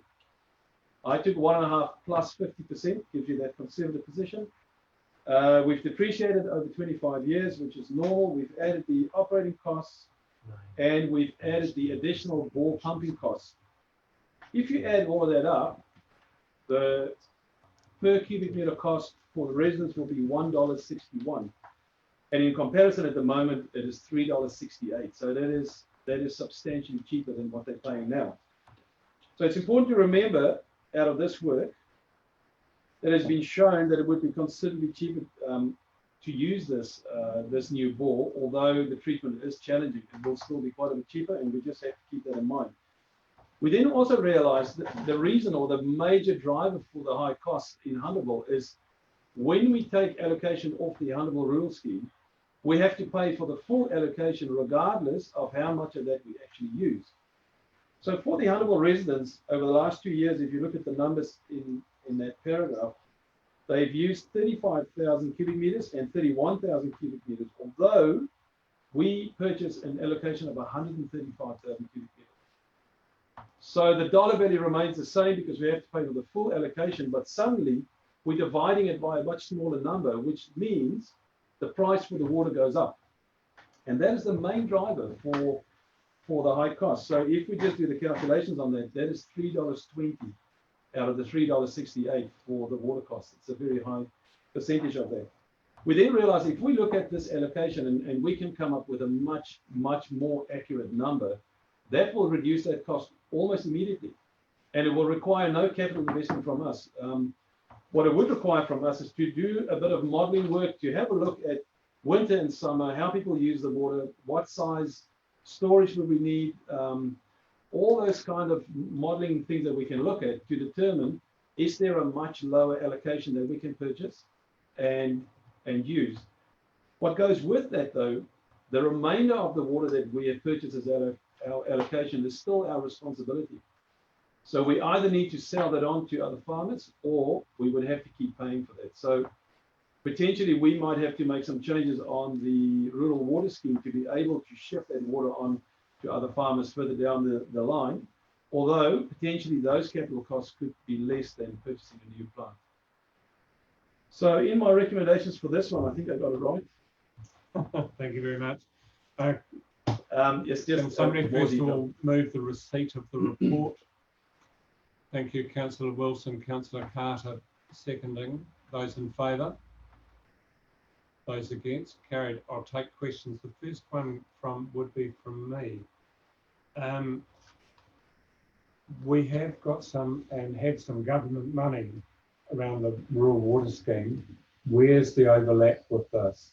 Could some of that money be used to understand the Huntable Rural Water Scheme further around options?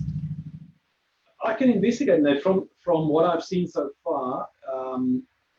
Making use of the Huntable Rural Water Scheme to augment some of the farmers further south has actually been taken out of the equation quite some time ago, and it's definitely not part of the existing work. But yeah, we can look at it. So it's not part of the existing scope. Questions from Councillor? Councillor Gordon. Councillor Dalgety following. Councillor Gordon.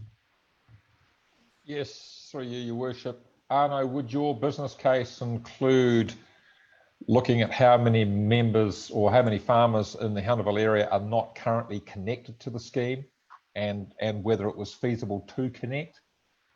Because if it was anything like the schemes up in Taihape, they didn't have 100% uptake by all the potential users. It was just that those who were foresighted enough to stick their hand up with the dollars on the day were actually joined the schemes, and there were properties that missed out. So I don't know whether that's the case in Huntable, but it'd be my guess that is the case. The answer is yes, it definitely is the case. I periodically sit on those meetings. Councillor Dalgety, followed by Councillor Lambert. Councillor Dalgety, both of you are on that scheme. Councillor Dalgety. Thank you for the report. I'm just interested. So therefore, the bore, what will happen to it if we're not going to be needing it? Yeah, so the bore will be surplus to our needs. We have to remember that we did get funding from the Ministry of Health to construct that bore. Okay. And we got agreement from them, even if we get to a point where we won't use it, they will still fund the construction of that bore. So that leaves us in a really good position. Thank you. Councillor Lambert. Mine's not really a question, it's more following on from what Councillor Gordon said. Yes, originally when the scheme went in, there wasn't much buy-in to it. People couldn't see the point in buying water at the point. And so all the pipes that went in were just put in to carry the water that was purchased down each line. So the matter of firing more water down the lines impossible without laying more pipes.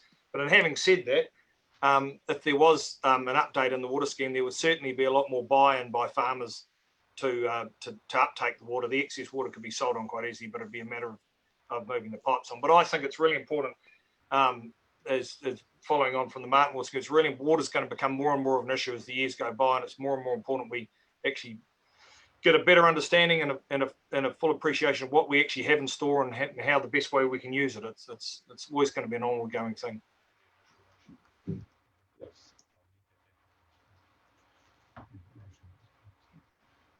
Thank you, Councillor Belsham. Right, just a question for you, Arno, possibly if you can answer it.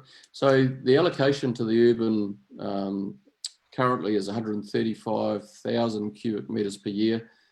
They're only utilising between 35 and 31,000 cubic metres.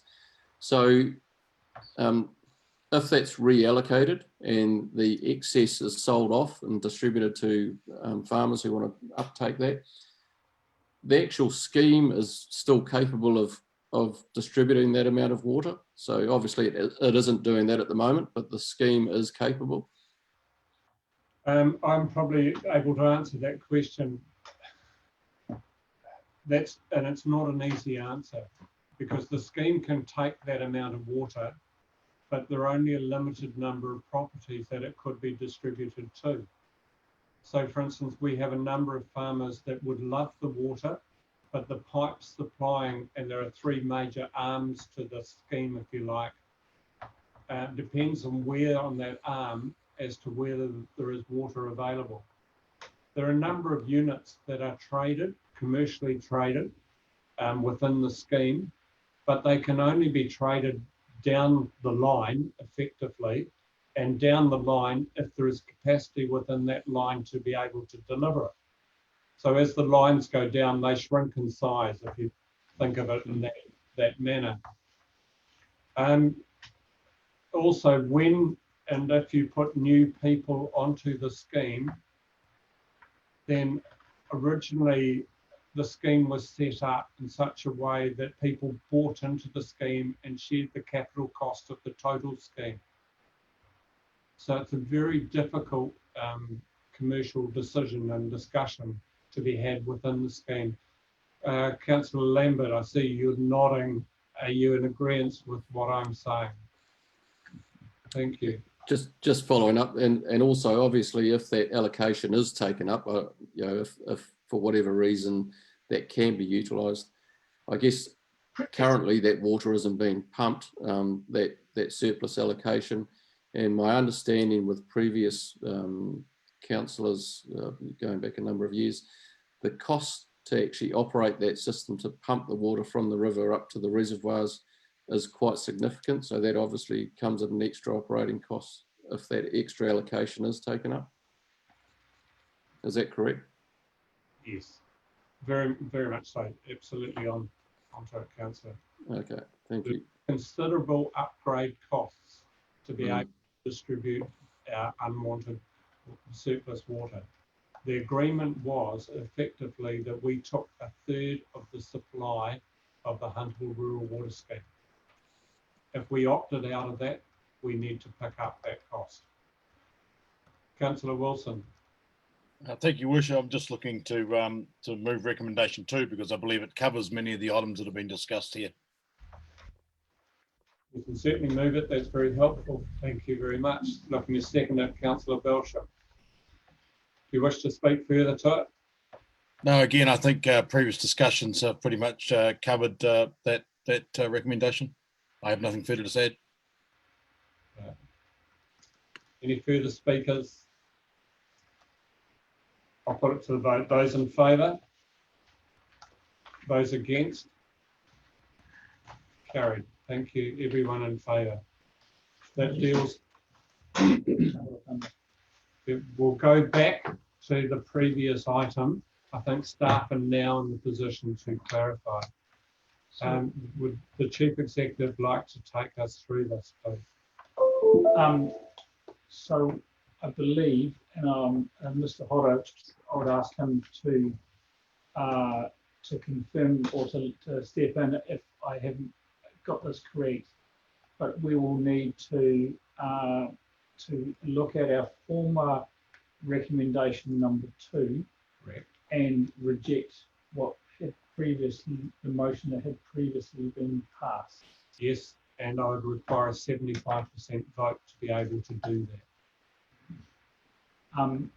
Then, should that be the case, I have a revised recommendation number 2 and a new recommendation number 3. And that would allow former recommendation 3 and 4 to be removed or to be voted against. So I'll just ask staff at this stage, and to give councillors a chance to look at this, would now be a suitable time to adjourn. And we are required to adjourn within 2 hours of starting the meeting. For a break would now be a suitable time to give councillors a chance to look at this further. I think it's a very, very simple change, Your Worship. And I think we would easily achieve that within 10 minutes to 3 o'clock. The question sits really with councillors. Do councillors feel confident in the approach that's being taken? Does anybody feel that they would like more time with this during the coffee break? Councillor Dalgety, you'd like more time to understand this? No. Councillor Ash, you wish to speak to it, Councillor? Yeah, I wouldn't mind. Oh, sorry. Okay, so you've put it up in the, you've put up the new resolution there. I'll give you a minute more to read it if you like. Do you have a question, Councillor Dalgety?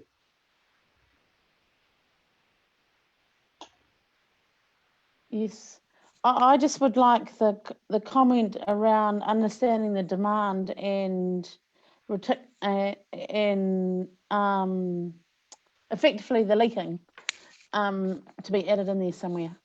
I believe that's really in 3, that in order to conserve the existing Markham water supply, a report is prepared that considers the reticulation improvements. Thank you. All right, I think we're in a position to proceed. So the existing recommendation that has been carried, would somebody like to move that it be rescinded? Councillor Wilson, Councillor Dalgety, you wish to speak to the motion, Councillor Wilson? Does anybody wish to speak to the motion? I'll just point out I require a 75% vote to rescind the motion that has been passed at this council meeting. I'll put the motion to the vote. Those in favour to rescind? Councillor Ash, I can see your hand better now. Thank you, Councillor Wilson. Thank you. Everyone is favour. So that motion has been rescinded, and it will be replaced by what has been sent in the chat as number 2. Right. Is somebody wishing to move that? So we're speaking to a motion, or is this a question, Councillor Belsham? You'll have to unmute, please. How's that? Is that there? Yeah. I'm happy to move that recommendation as written. I think it covers all the bases that we require to come up with a detailed business study. So I'm happy to move it. Yeah. Second. Thank you, Councillor Wilson. Seconding. Seconding, yes. Do you wish to speak to it further, Councillor Belsham? No, I don't. I think we've discussed it pretty well, and thank you, staff, for coming up with a recommendation that sort of makes sense. Certainly in my mind, and I'm happy to move forward. Thank you. Thank you. Any other speakers? Right. I now must put it to the vote. Those in favour, and if you're not in favour, in other words, this gets bypassed. Those in favour, proceeding. Those against, the motion is carried. The next One is that in order to conserve existing Martin water supply, a report is prepared that considers Martin water reticulation improvements. I'll move from the chair, looking for a seconder too. Councillor Carter seconding. I think I don't have to speak further to this. I've outlined it, the reasons for it previously. Any further speakers? I'll put it to the vote. Those in favour? Those against? Carried by all. Thank you very much. We delete the further recommendations. Yeah. Do we not? No, we don't. Okay. Don't have to delete them. They're only recommendations from staff. Okay, so we don't. No.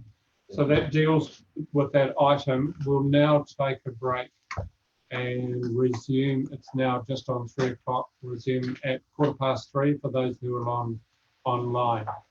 Thank you very much. Thank you for your patience. Are we stopping the live streaming? Yeah.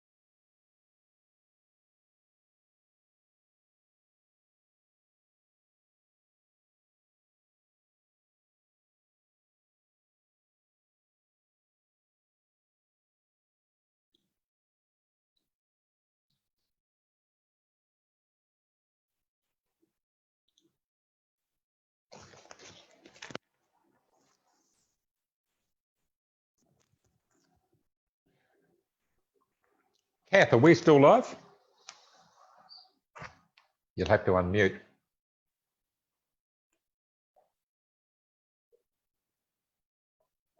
Actually, Angus, we are. Oh, interesting. It says that the council meeting will continue at 3:15, so we can't have our own conversation. No. Or if we do, we have to be very careful. No slurping sounds of tea. What about coffee? What about eating biscuits? Yeah.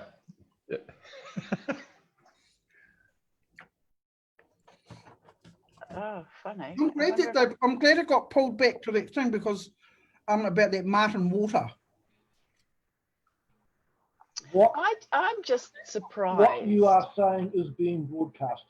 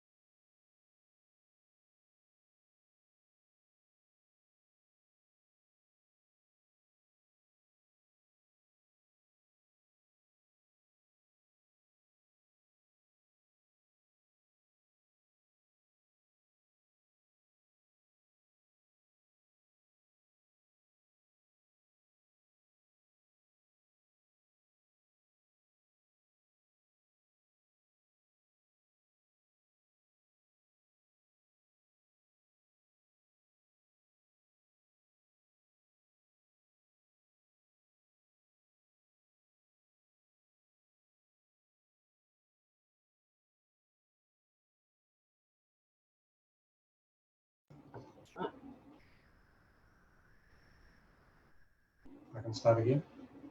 Thank you, councillors. I now move on to the next item on the agenda, the rates postponement policy. Mr. Hodder, are you going to be the person that takes us through this item, please? Yes, I will. Thank you. Yours.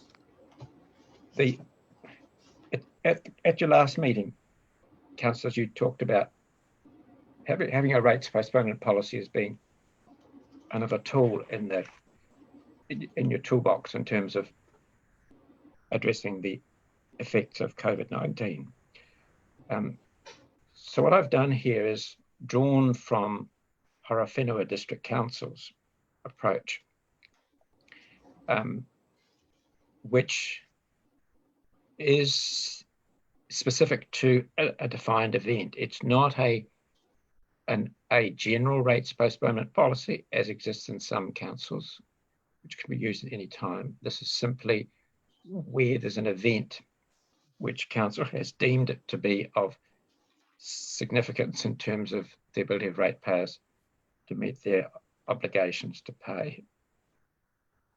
And so if you look through how this sets, there's a resolution. That's the first step. The council has to decide.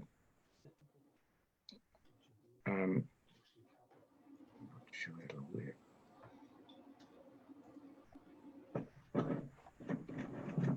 Thank you. We see you now, Mr. Hodder. I think you're going to see me though on a freeze. I got the message to show myself, but anyway, let's go. So the first thing is that council declares by resolution, and then the scope of this policy is confined to residential properties and small businesses. There's a definition proposed in the policy about that. And it sets a maximum value of the properties. There's a couple of reasons for this. Larger property owners are more likely to be able to find sources of funding. And secondly, larger properties are going to have larger rates. And so postponement has some impact on council's cash flow. But that's a question you might not wish to have in there. You might want to relax that considerably.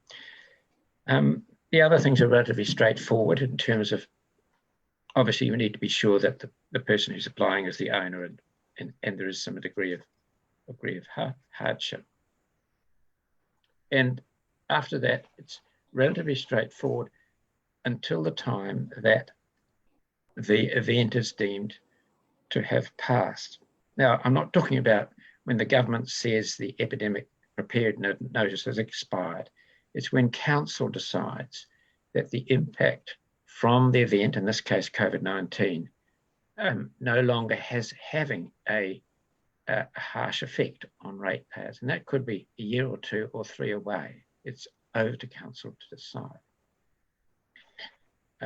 But it's not an infinite process. At some point, council would normally make that decision, and then the rates that have been postponed would become due. So that's just by way of a background, Your Worship. Before we get into questions, I'd just like to clarify one point almost procedurally, Mr. Hodder. If I go to the council minutes that have been adopted, yes, and I go back to page 15, I think it is, page 15, these were the background to this that council approves a public statement clarifying that in response to COVID, we will pay businesses weekly, etc. But one of the bullet points on page 15 is such: ratepayers, including those liable for water rates and council tenants, are invited into a payment agreement with council, which will mean there'll be no penalties for late payment. Does that actually in effect mean that we've already done this? No, it doesn't, Your Worship. It simply means that we are ensuring or doing our best to ensure that that ratepayers don't incur penalties. There's still an obligation to keep on paying. There has to be a payment plan. With postponement, it means that the rates don't get paid. They get held over for a period of time and then need to be paid. Okay, I just wanted to clarify that point. Yeah. Thank you. I have reservations about a couple of the points, but I'll let councillors have their view first. Yeah, I've got it. Councillor Belsham, you were the first, and then I've got Councillor Ash. Councillor Belsham. Thank you, Worship. It was a question around the limiting it to small business and residential. And I was thinking along the lines, you know, if there was an event such as we had in 2004, the extreme rain event, where some farmers were actually disadvantaged, and certainly some could have been taken, you know, to the brink in regards with the ability to pay their rates, and being able to, as council, to make a decision to postpone the payment of those rates. This tool possibly could be a good tool. Would that be a fair view? Yes, I take your point, Councillor Belsham, and I suspect that what we'll do is go through these point by point. But I share that concern. Councillor Ash. My query was around the cost that will be incurred by the ratepayer for this. It sort of feels, it feels a little bit like the work that we already do with ratepayers when they're faced with financial hardship. But I entirely agree with it in principle and the intention behind it, but would query what that cost is that they will incur for engaging in this process. There doesn't seem to be a lot of clarity around that. Yeah. As I understand it, this is a case-by-case basis. So if we're, as an organisation, we're not able to bear that cost, we still have that option, as I understand it.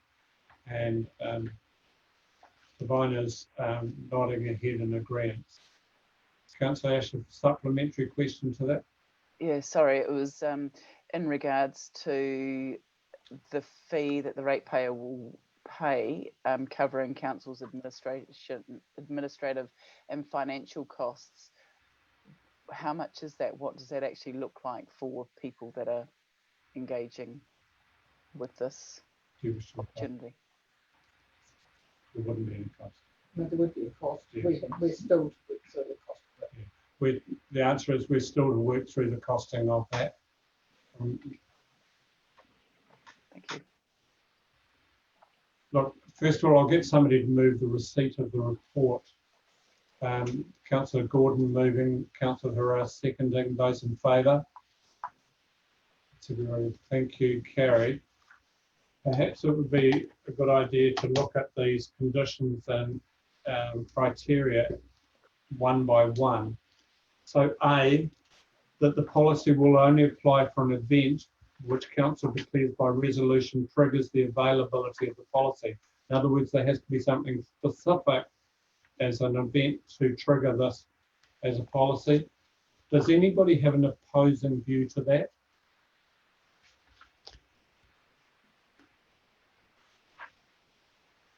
No. Right, we'll move on. B, that the policy will apply only to rating units used for residential purposes or by small businesses as defined above. So this would exclude farmers. And does somebody have a view to that? Councillor Gordon first, Councillor Belsham. Yes, Your Worship. Councillor Belsham brought up a very good example a couple of minutes ago on this. And if you look at the 2004 flood event, there were some farms in the lower Turakina Valley that were pretty much inundated and non-functional. We probably had equally some of our hill country properties that were just as badly impacted. And so those properties effectively weren't economic for a period of time, and so paying the rate could have been quite difficult for them. I suppose they could have extended overdraft or loan facilities to pay the rates, but that only can happen for a short period of time. So I would think that possibly that particular clause needs either removing or looking at in some other manner. Councillor, so in terms of procedurally dealing with this, are you wanting to move the clause be removed from the draft policy? Yes, I'd move in that regard. Have we got a seconder to that? Councillor Belsham, Councillor Duncan, sorry, you just got beasted. Do you wish to speak to that further? Because I'll put each one of these to a vote where there is contention. No, I think it's fairly self-explanatory, Your Worship. The only query I would have, and it was really with respect to condition A, is how big or how localised can that event be? Because we can have some rainfall events or meteorological events that are quite localised. You know, if we had a massive snowfall event in just one corner of the district, perhaps up on the high country, wouldn't affect anyone else. So we'd have to be fairly fleet-footed to actually signal to those ratepayers that there is a potential mechanism here. Because it's a case-by-case basis, they'd have to be able to show council how they've been impacted according to the event. Okay, thank you. Does there any other speakers to the removing of this clause? Councillor Belsham? Yeah, fully back up Angus's comments there. I mean, it's a case-by-case basis that we would, or council would review these applications. So I don't think we should be excluding any part of our ratepayer base. We're predominantly an agricultural district, and we need to actually take all facets of our district into account. So it's not a carte blanche covering, you know, everything. It's a case-by-case basis. So I think we should be including everybody in it. Thank you, Councillor Duncan. And just building on, I agree with both speakers before me, and building on that also, we have the public consultation period where the ratepayers themselves can also have input into this policy. Thank you. We've had 3 speakers for. Are there any speakers against? I'll put it to the vote. Those in favour? Thank you. Full support. So B gets withdrawn from the draft. C, that the rateable value of the property cannot be greater than 1.5 million, and the combined value of all properties owned in the Rangitikei district by the ratepayer applying for postponement cannot be greater than 3 million.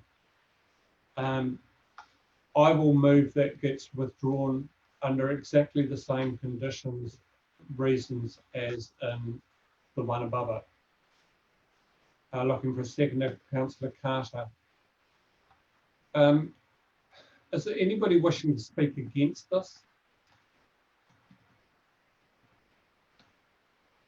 Right, I'll put it to vote. Those in favour? Sorry, Councillor Hira, are you wanting to speak against?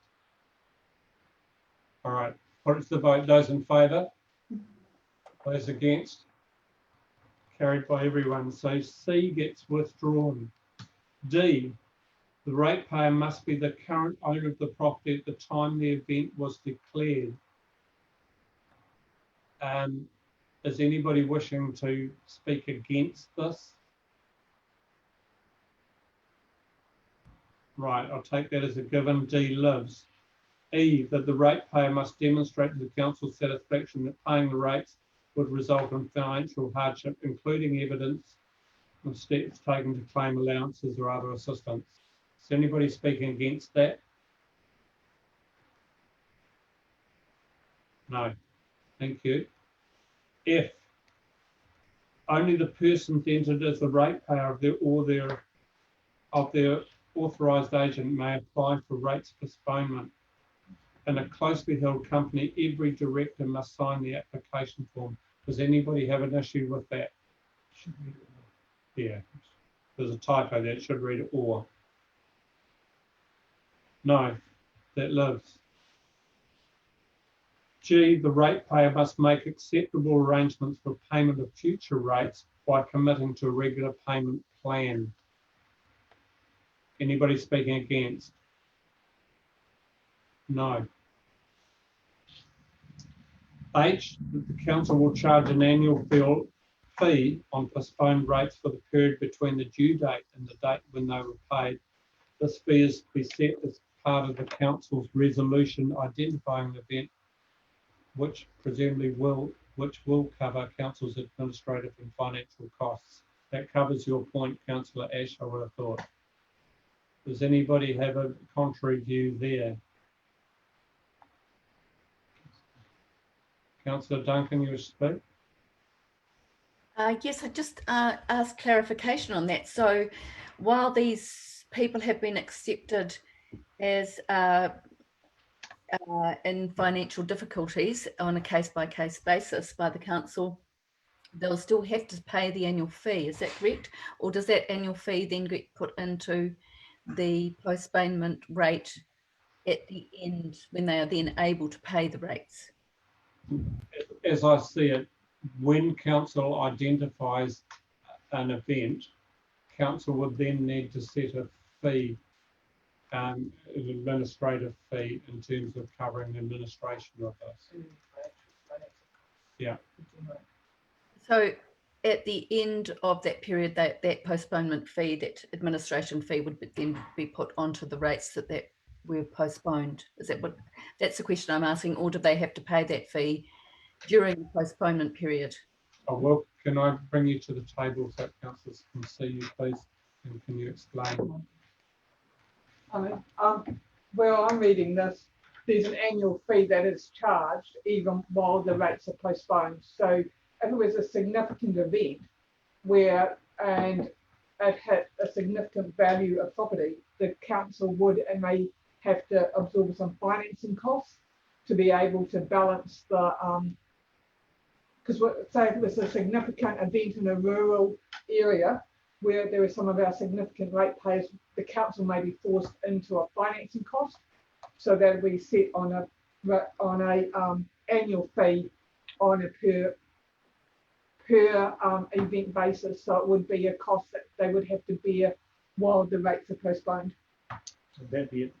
A commercial rate. But during that period, it won't be tacked on right at the end. No, it won't be tacked on at the end. So in other words, if you owed $10,000 in rates and you weren't able to pay it, effectively we are covering you almost by way of a loan, because there would be a fee attached to that money not being collected. Is that a reasonable explanation of it? But we'd have to look at it. But this gives us enough flexibility to look at it event by event without having a set. Yeah, so we may decide when the event happens that we don't actually impose a fee at all, but it gives an option to be able to do so. And the fee that you're talking about is really just to keep the council running in the meantime until the rates start coming back in properly. To cover the additional costs that the council bears. Yeah. And thank you. Does anybody have an opposing view to that? Councillor Ash, do you wish to speak?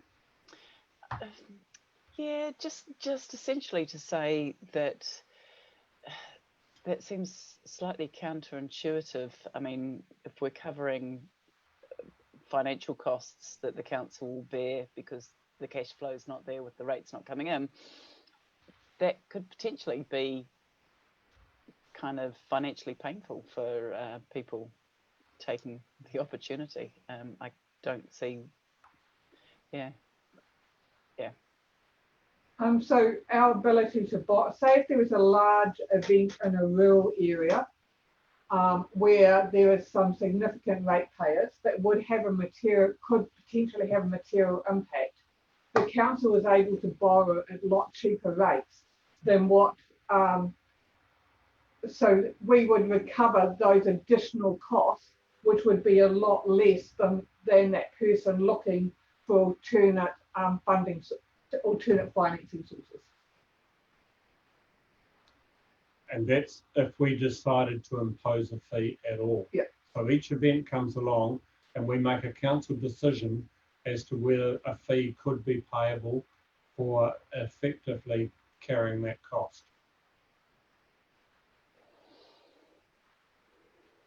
I think, Councillor, it just gives flexibility for a situation that we may not be able to envisage at the moment.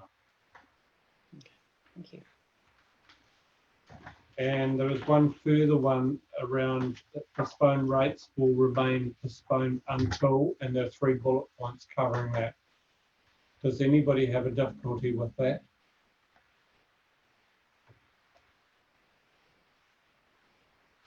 No. All right, then we should be in the position where somebody can move the adoption as amended. Councillor Gordon, Councillor Carter. Councillor Gordon, do you wish to speak further to this? No, Your Worship, happy to move. I think everybody's had a pretty good go at thrashing this one out. Any other speakers? I'll put it to the vote. Those in favour? Those against? Carried. That's everyone. Thank you very much. Moving to the next item, the local supplier preference and procurement. This came out of my report. Mr. Hodder, are you going to take us through this, please? Yes, I will, Your Worship. It's fairly short. What I've attempted to do here is to suggest how this particular concept could be folded into Council's procurement policy rather than setting up a separate policy. So if you look at so your statement at the last meeting sets the context for this. The procurement policy provides a framework in which local supplier preference could be applied. And that's because Rule 3 allows for what it terms offsets. And that's where Council asks for to take into account or imposes any offset at any stage of the procurement process. And that's up to 250,000. This becomes, you need to read this in context of Rule 4, because Rule 4, that 250,000 limit becomes material. And my suggestion to you is that this local supplier preference and procurement wouldn't apply to procurement more than 250,000. The case for local supplier preferences is, I think, something which all of you would appreciate. Local suppliers are a critical part of the community, but they can be at a cost disadvantage when competing with large suppliers. It's a bit like the concept of this supermarket in the corner dairy. It's possible that, and does happen, that local suppliers can be squeezed out because suppliers outside the district see an opportunity and can drive the cost down. And therefore, what I'm suggesting is that the council would allow a local price preference up to a specified percentage, and that's something that you will want to think about what that should be. And then indicating, the range of values when it applies, and the scope of goods. The one exception I suggest to you needs to be where NZ, the New Zealand Transport Agency, is co-investing, because our procurement policy is modelled closely on the approach taken by NZTA. And NZTA will have difficulties with our selection of contractors to do work that they're co-investing, where we're allowed a local price advantage. So I hope that's relatively clear, Your Worship, and I'm happy to take questions. Thank you. Councillor Ash. Councillor Ash. Yeah, thanks. I totally applaud this commitment. Do have a couple of questions though. Does it include smaller purchases like regular consumables such as stationery and cleaning products and tools, etc.? As those sort of fall under that, there was a parameter in there mentioning something of, I think it was $2,000. So just wondering if it covers that as well. And I do have mixed feelings about the price because we do obviously have to consider the rating base and our ratepayers. And my argument or my thought would be, and from experience, would be that local suppliers often could meet the same cost, and if not cheaper in some cases than national suppliers, as they don't have the added costs of like built-in travel or built-in accommodation costs for staff. So I'd like to see council invite locals to not only quote but yeah, come in really competitive as well, and keep the costs down for our rating base, but totally applaud the opportunity to support our local businesses, our local suppliers. Thank you, Councillor Belsham. Thank you, Worship. Yeah, fully agree. I think this is a much needed policy to look after our local businesses, and we're promoting that shop local thing through our district council, so we certainly should be doing the same from the council's purchasing perspective. The only question I had in the draft policy was putting the parameter of $10,000 to $250,000 in there, and do we actually need a lower figure even in there if we said it was up to 250,000? Because I think you know, somewhere where one of the local suppliers might be invited to supply a water blaster or a you know, piece of equipment for our council staff, and that would remove this policy out of the picture. Whereas by removing that lower figure, it covers all purchases of council, you know, to basically support local, right up to 250,000, and then it goes into a competitive tender process, and there is no price advantage. So I don't think we actually need that lower figure. I think we could just have it up to 250,000. But I might be missing the point somewhere. If someone can explain why that should be in there. I agree with where you're going with this. However, to deal with this reasonably quickly, this item, could I ask whether there are any councillors that have that say this is not a good idea in terms of principle, in terms of recognition of local? Is anybody sitting in that space? Because if there isn't, then we're talking now detail around level. No, okay. So we're now saying that in principle we agree with the concept. So going back to you, Councillor Belsham, are you wanting to put in yes around levels? Yes, thank you. So before the draft goes out for consultation, I would like to see the $10,000 starting point removed. So it is for all quotations and tenders up to $250,000 GST exclusive. So it removes that that notation of $10,000 lower limit. And at the same time, are you wanting to put a percentage figure in as well? I'm quite happy with what's been suggested in that, and I'll be interested to see what comments come back after consultation. But I think 5% and the $5,000 limit is a good starting point to go out with. Okay. I'll just deal with one other issue that Mr. Hodder brought up, and I totally support. That is removing from consideration any purchase that involves ZTA as a partnership. Is there anybody that has a difficulty with that? No. Sorry, Councillor Gordon. It would only be a difficulty, Your Worship, if we expected NZTA to pay our share.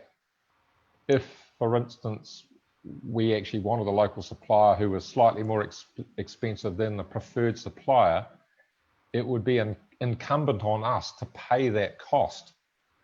So that may be one way around a potential dispute with NZTA. That gets fairly messy. Yeah, I agree. If I understand what you're getting at, that becomes very messy and would be held by scrutiny, I think. My advice is don't go there. Okay. Would somebody then like to move a motion along the lines of the, that you're approving the draft policy subject to the removal of the lower limit, keeping 5% in there? Councillor Ash, are you wanting to move? Councillor Belsham, are you wanting to second? Councillor Ash, do you wish to speak to the motion further? No, I think we've pretty much covered it. It's the best thing that we can actually do for our district, supporting our local businesses. I think it's important, and I think it speaks for itself. Thank you. Any other speakers to the motion? Right, I'll put the motion to the vote. Those in favour?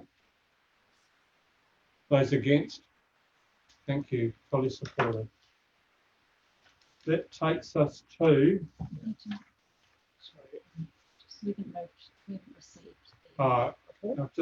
Bonnie's just pointed out that I haven't received the report.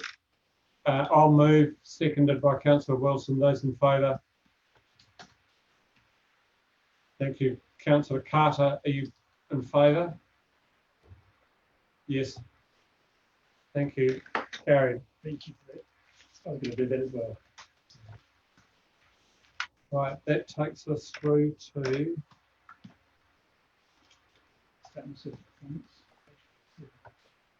page 57. And George, thank you. Would you like to take us through this, please?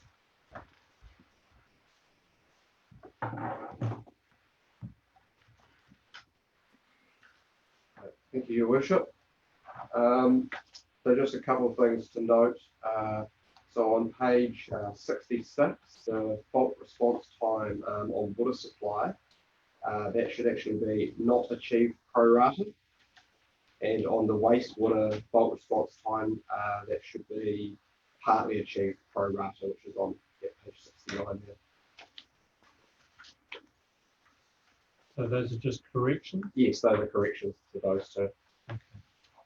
Would somebody like to move the receipt of the 9-month statement of service report?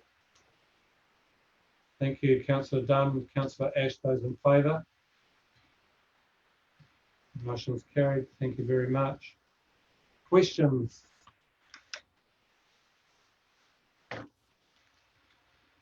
I have a question. I am concerned that with around the 40% of wastage, the maintenance of reticulation network, the percentage of real water lost from the council's network reticulation system. It is what it is in terms, because that's been a figure that has been set, and it's not calculated. But presumably that is an option for us to look at that in the future and setting these levels. Yes. And the other thing I note is there are a huge number that we haven't gone out yet and collected the information on. So is that a timing issue as to why we needed to do this service report now, or could we have waited, or should we have done the community engagement first? So the so the ones that you're probably speaking to are the annual resident surveys one, which is a lot is not yet available. Correct. Yeah, so that's something that is normally done just after the 9-month one is done anyway, or roughly sits around the same time. So that's quite often why those ones aren't done pertaining to when we undertake our annual resident survey. Yeah, I just almost see this as, well, not a nonsense, that's too harsh a word, but it's it's not a good look when you see a whole lot of things saying, "Oh, we haven't got the information, we haven't got the information." So in the future, are we able to address that? Yes. Can I respond to that, Joyce? Your Worship, this is our service performance annualised. And so the record that has been submitted is our performance up until the 9-month point. In order to assess our service performance and during the 12-month period, then the data is most meaningful near the end of that period rather than the start. Right. So the team have looked at ways of examining the survey, the resident survey. In order to save costs, we've chosen a lower cost solution, which we hope and believe will be suitable for the information we're achieving, or we're looking to obtain, sorry. And then when we get that data, it'll be fed into the 12-month report. Okay, thank you very much. I'll take that. I do acknowledge Mr. Forster's view before where the errors have been made. And it's an interpretation of the benchmark that we've set versus the standard that may apply. And so we just misread that the way that was presented. That's all. Thank you. Have you enjoyed your day, councillors? Yeah, it's been good. Thank you very much.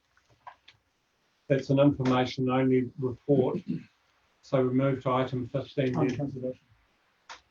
Councillor Belsham, thank you very much. Thank you. Councillor. Get used to hitting this unmute button. Right, yeah, it's a bit of an anomaly, I think, but on page 64 and under our roading requests or responses to service requests, it looks like we respond to requests better after hours or outside of working hours than we do when we're inside working hours. We've got 65% of them responded to within time for footpath and roading requests during the working hours. Outside of working hours, we've got 84% of them responded to within time. To me, if I was reading that report and not knowing anything, that just seems, what the heck's going on? Is there a reason for that percentage to be that far out during working hours? It seems odd. And can we find some sort of explanation about it, please? Yes, so we've had a chat to some other staff this morning about that, and what it is actually is that stuff's not getting signed off, so it's a personnel thing that these need to be signed off once they've actually been done. So we've had a look through the actual Excel spreadsheet for requests for services, and there's a lot of stuff that's actually saying not required in terms of that it's been done and checked off, and then not through our Magic View system getting ticked off that that's been done. So that's why this number is actually a bit of an anomaly at the moment. So I guess heading towards the end of our statement of service and performance annual report, that will increase, or that should improve. That's what I'm saying. That will improve. That's correct. Okay, thank you. I'm glad you raised the point, Councillor, because requests for service are really important, and the follow-up information from them. I've put in a request for service recently, asking for the follow-up, and it hasn't been responded to. Councillor Hero. Kia ora.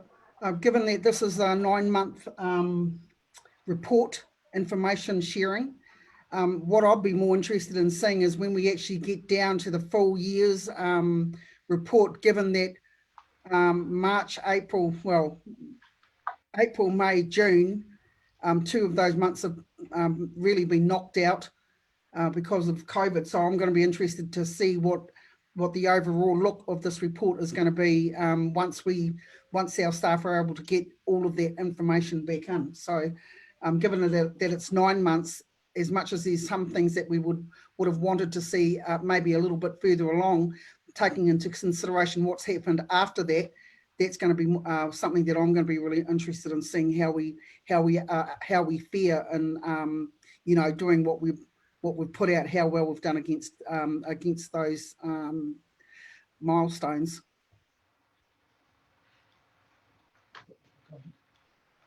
Yes, and just to make a comment. If you'd like to. Yeah. Councillor, thank you for that. I agree with what you've said. I'm quite vigilant on this, and what I will be doing is when we come to the 12-month review, I'll be making sure that we actually look at the 9-month performance as well, because I do not want to present a report to you that suggests that COVID-19 has been the reason for several of our not achieved or partly achieved stats. So the spirit in which you're asking, I support, and I'll ensure that we deliver that to you accurately at the 12-month review period point. Yeah, can I say that some of these things are beyond our control. I'm actually saying this more for the point of view from ratepayers that may have an expectation of what we've wanted to achieve within a time frame. It's in a lot of ways I feel that COVID will have had an absolute impact on us being able to get what we really wanted to get to, as much as we may have tried as hard as we can within the time frame. Yes, without naming streets or roads, we have policies around removing unregistered, unwarranted vehicles. And I'll leave it there. Gives the opportunity for you to consider requests for service. Anything further from councillors, please? No. I'll move on then. Thank you very much, Rich. Move on to item 15, the administrative matters, and I'll pass to the Chief Executive. Your Worship, I think. Oh yes, sorry, forgive me. Am I right? Yes, you are. Thank you, Your Worship. I'll just talk to the exception on a very small number of items. The first one on page 82, 1.5, 1.6 refers, there is a table document which you will note the supplementary memorandum. We'll get to that at the end, but the two are quite linked. And the reason for the supplementary memorandum is to be very clear of the decisions that Council has made during the during those early stages of the pandemic, the clarity that we now have in those things that are no longer, they don't need to be rescinded, but they're no longer, they effectively expired. And I wanted that to be clear to our elected members. Section 1.7 says that we, tomorrow, in fact, will be having a session that gives feedback to the incident management team on how well we did. What did we do well? What could we do better in terms of future incidents requiring the civil defence response? If you've got a comment on that, you're not invited, I'm sorry, but certainly I would take your feedback by email if you'd like me to present that. Again, what did we do well and what could we do better are the principal topics. Section 2 on page 82, Michael, can I trouble you to discuss that about remits, please? Yes. There's a supplementary memorandum from you on this. The Local Government New Zealand, when this report was prepared, the AGM was going to be in November, and we had a different timeline for getting remits, or if you like, proposals to the annual general meeting. That has been tightened up considerably. Local Government New Zealand has brought forward its annual general meeting into August, meaning they require the remits by mid-June. So it's still possible if you've had a chance to think about what remits you might want staff to work on. We just put our head down and get it sorted. But the recommendation in the supplementary report is for the Mayor and the Deputy Mayor to be delegated authority to approve any such remits in their final forms, so they can go off to LG&Z. In addition, all councils are going to be a bit squeezed by this tight time frame, which we only got advised of on Monday. And so it would seem helpful for the other councils to also give the mayor and the deputy mayor delegated authority on behalf of the council to endorse any remits from other councils. You see, the issue is you can't just put a recommendation or remit to LGNZ direct. It has to have support from at least 5 other councils or a zone meeting, which amounts to much the same thing. So other councils are going to be in the same position as we are. They won't have enough time to go back to a formal meeting. So that's the reason. Even if there aren't any remits you want staff to work on, I suggest that it's still important to give the mayor and the deputy mayor the authority to endorse remits coming from other councils. Last year there were lots of remits. This year the tightened time frame and COVID might mean there are rather fewer. The key thing in this afternoon's meeting is to know whether any topics you want staff to consider as remits. Remits amount to suggestions being put forward via local government to central government to things which would make local government better. Thank you. Thank you, Mr. Hoddy. You detailed it very well.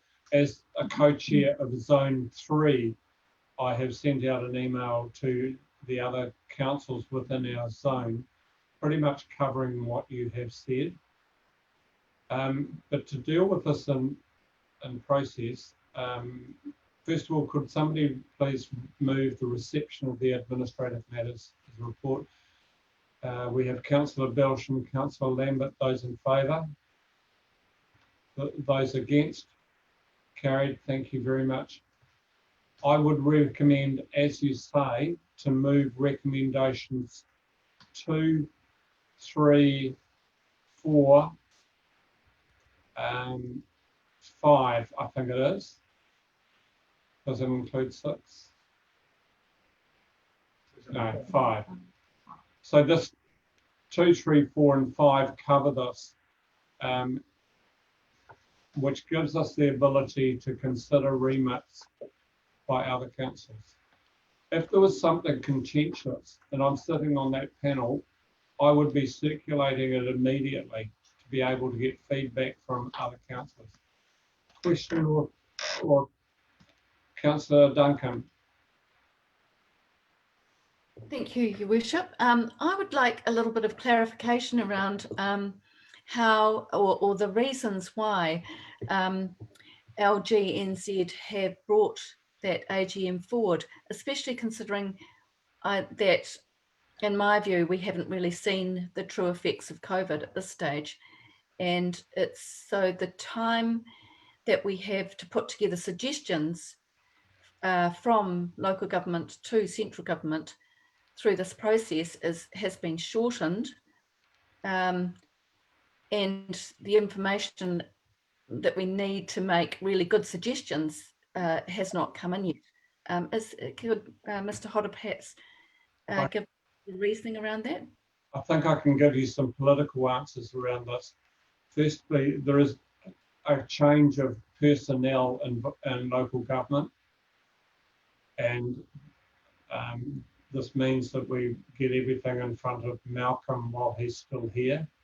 But more importantly, this gives an opportunity prior to election to be able to put some remits on the table, which gives you the opportunity to signal to a party coming in as to what is important.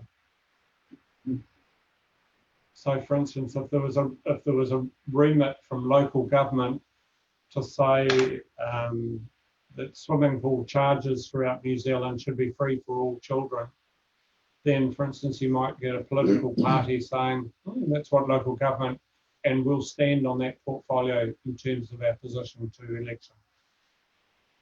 So I think there's a political aspect to this. Mr. Hodder, do you wish to comment? In addition to that, Your Worship, I think LGNZ realised they were a bit in breach of their constitution in having their AGM so late in the year. So they've brought it forward again, to those months. Thank you.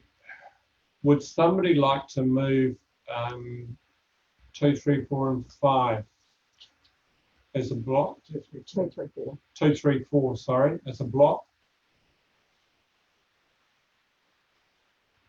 Councillor Belsham, because it's your name going into it, it might be better if it was another councillor. Councillor Wilson moving, Councillor Dunn seconding. And that's with the inclusion of Councillor Belsham on that panel. I'll put it to the vote unless there's somebody wishes to discuss further. No. Those in favour? Those against? Carried. Thank you very much. We'll move back to you, the Chief Executive. Thank you, Your Worship.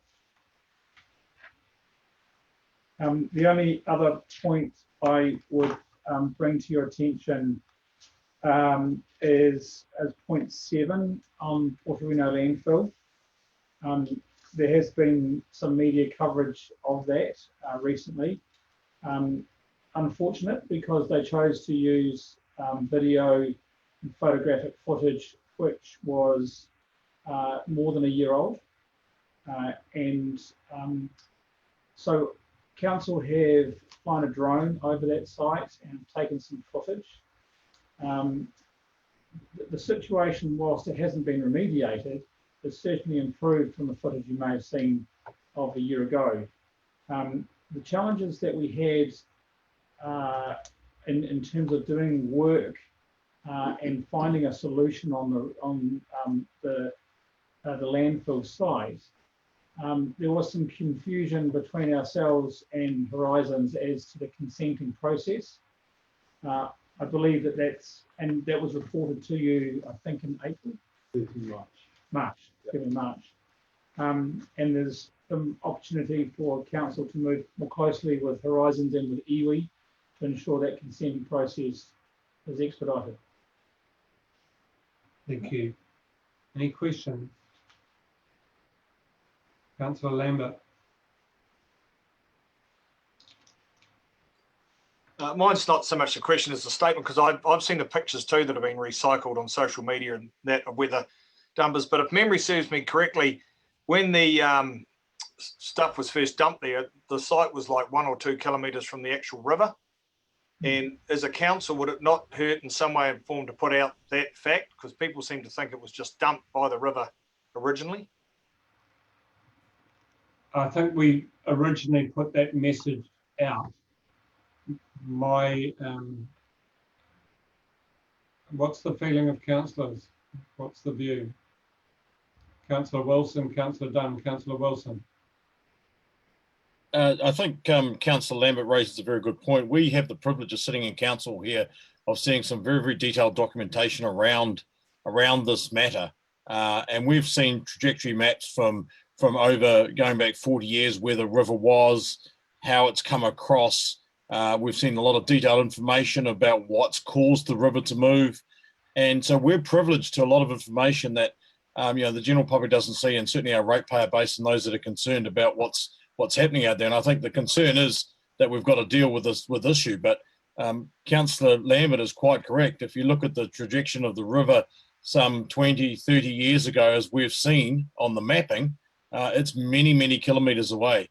So there is a perception that someone was neglectful under a previous watch in just dumping it beside the river, but it was a long, long away from the river when it was done. So I think some of that information could be shared even on our website. Some of the information we've seen, the trajectory of what the river was to where it is now, along with some of the remedial work that we're doing, including flying the drone over it, and also some of the tests that we've done to try and establish what the actual fill's made up of. We have done a lot of work, and I think it does appear as though to the general public that we've been sitting on our hands, which is really not the case. So I think we should share some of the information we know about the matter. Councillor Dunn.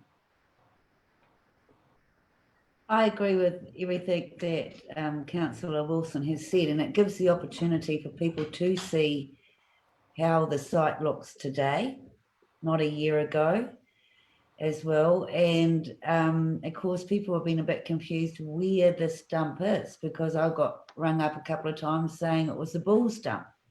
So if we can clarify all of those matters, it would be a real advantage, I think. All right, councillors, but I do have to tell you that the concern in the community is that we have done very little since this came to a head in 2018, and that's the big issue. The drone footage that has been, recent drone footage is there, and it shows vegetation, but vegetation is covering over some of what was there previously. But I take on board your comments, and we will look to put something around explanations on the website as to what has been done, where the river was, how it's moved across and so on, and the steps that we've taken so far, and the need for a consenting regime with Horizons. Is that the intent? Okay, I see a series of nods around the table. Thank you. Councillor Carter. As I said earlier, I have concerns over the ownership of and who's paying. So another one I can remember is DOC. They may own a part of that area as well, or be liable for part of that area, along with Horizons. So why is it that we're taking the brunt of it in that respect, the costings? The reason for that, Councillor Carter, is we're the exacerbator. We put it there. We can have a discussion asking them to help clean up and so on. The alternative for Horizons is to fine us for a discharge. That's the other option. They could have gone down, and they could have said, you have created a discharge to the environment, and not only do you have to remove it, but you're going to face a substantial fine. So they've taken the view, I'm sure, that this wasn't a circumstance by this council. This was a dump that was a long way away from the river. Nobody expected this. Was it a council orientated dump, or was it just the locals just dumping their crap in a hole? It wasn't this council, but I suspect strongly that it was used by the borough council, county council of the day. County council, yep. Thank you. But we will look at a package on the website. Thank you. Any further items around that? Any further discussion? No, I'll move on. Thank you. So we've got 2 more recommendations to go. Yeah. Have you got anything else you wish to cover? No. Right, thank you. So then,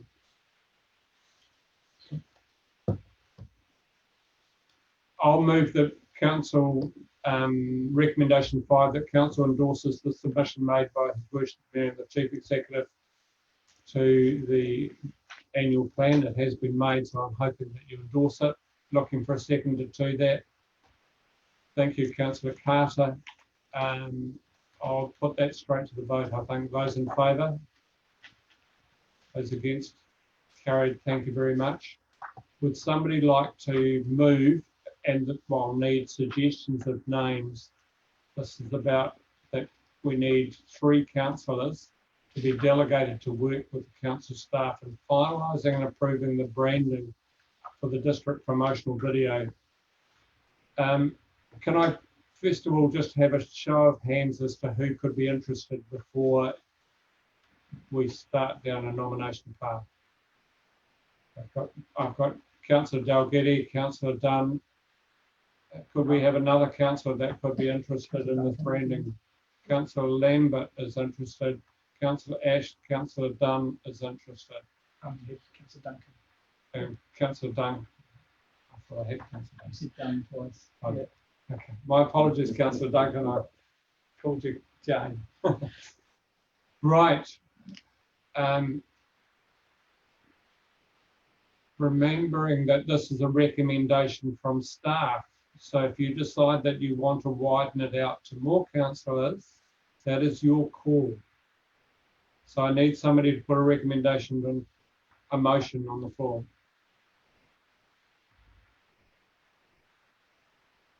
Councillor Carter.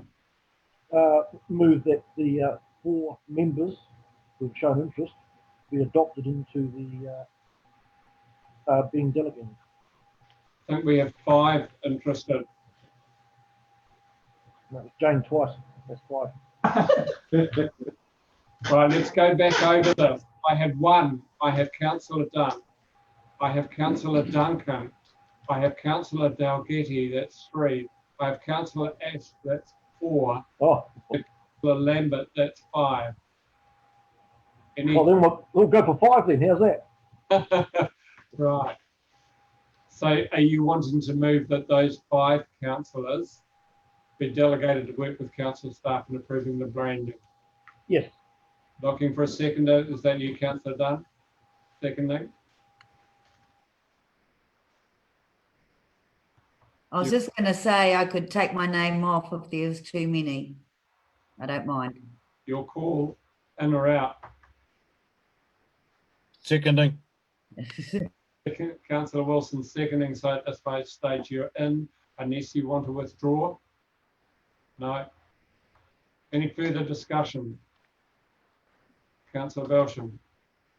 Thank you, Worship. I think this is extremely important. It had been raised actually at a Rotary meeting just recently, that what is council doing to promote the district in the I guess onset of this COVID-19 and the recovery out of it.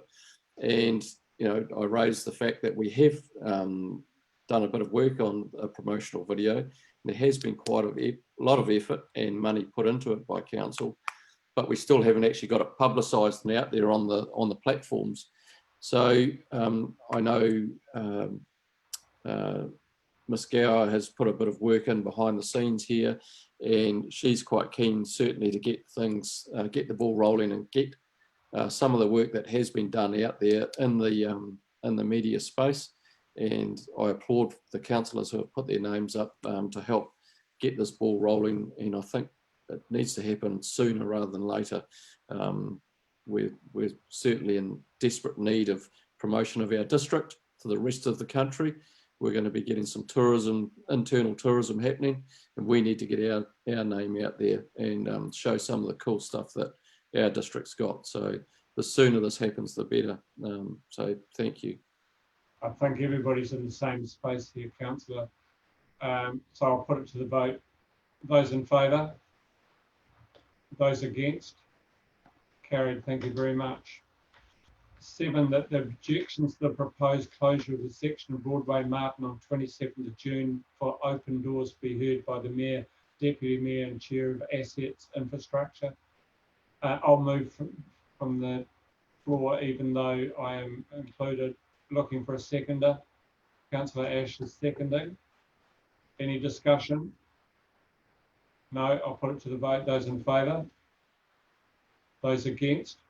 Carried. Thank you very much. Councillor Wilson, you were in favour? Thank you. Next one, item 8, that the memorandum of financial delegations for the Chief Executive as a supplement to the Administrative Matters Report to Council's meeting be received. Item 16, table document. Yep. This is item 16 in the table documents. Councillors, do you want to take a minute to have a look, refer back to that? Would you like to explain it to them? Actually, Mr. Hodder, if you could do that for me, please.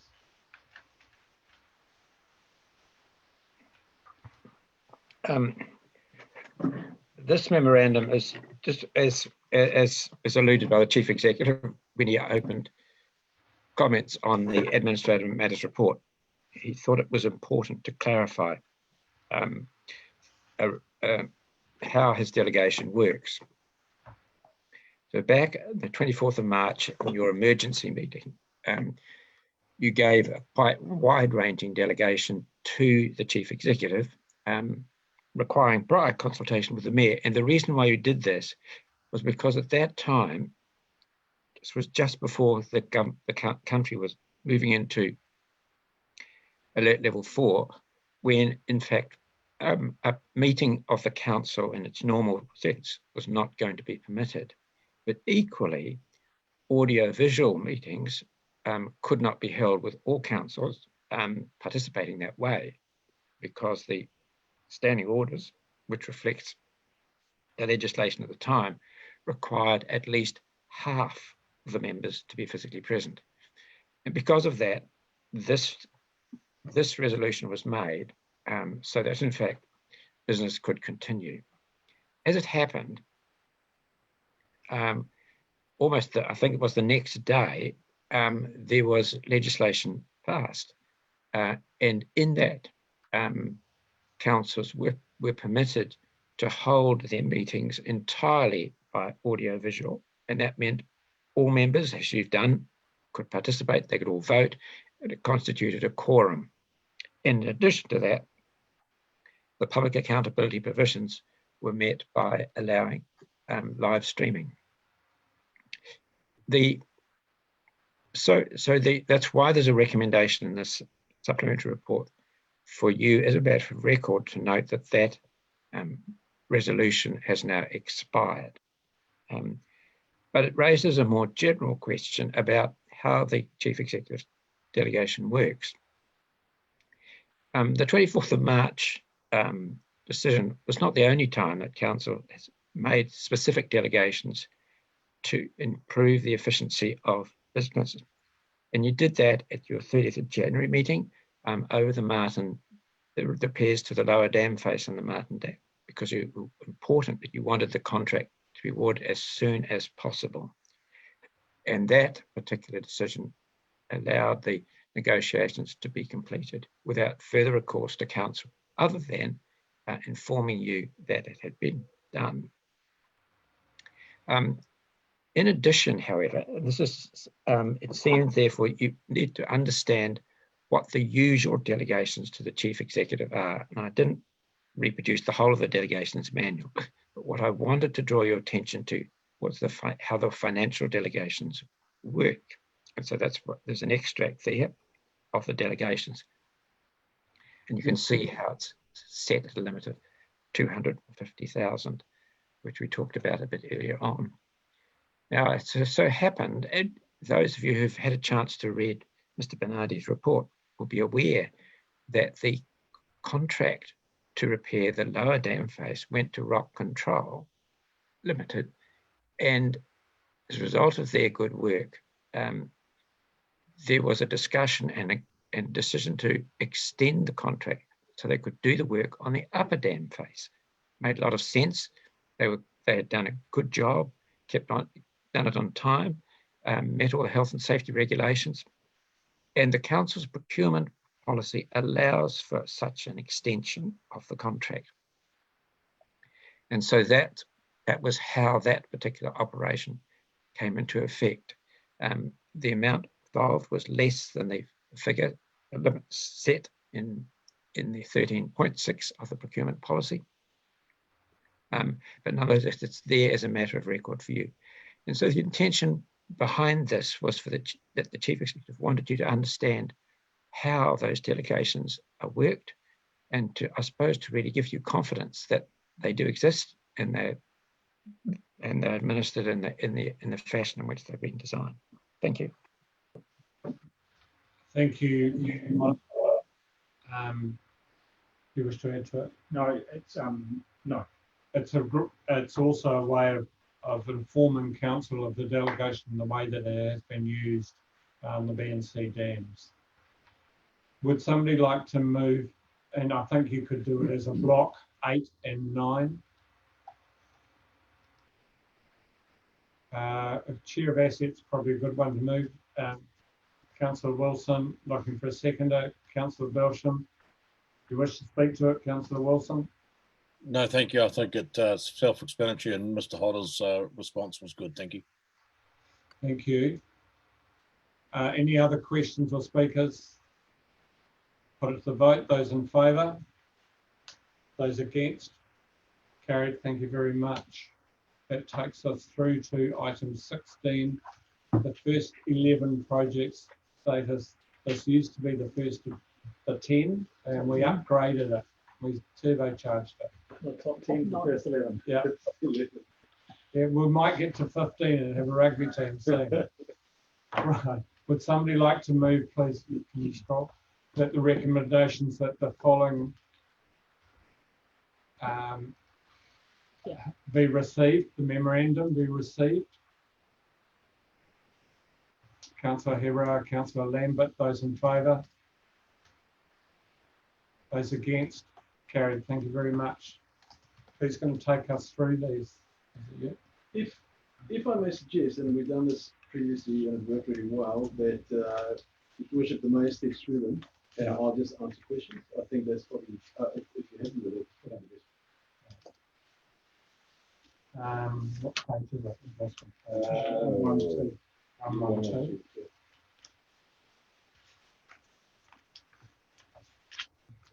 Right. So first of all, Mangaweka Bridge, I think we've dealt with reasonably well. Any questions around that?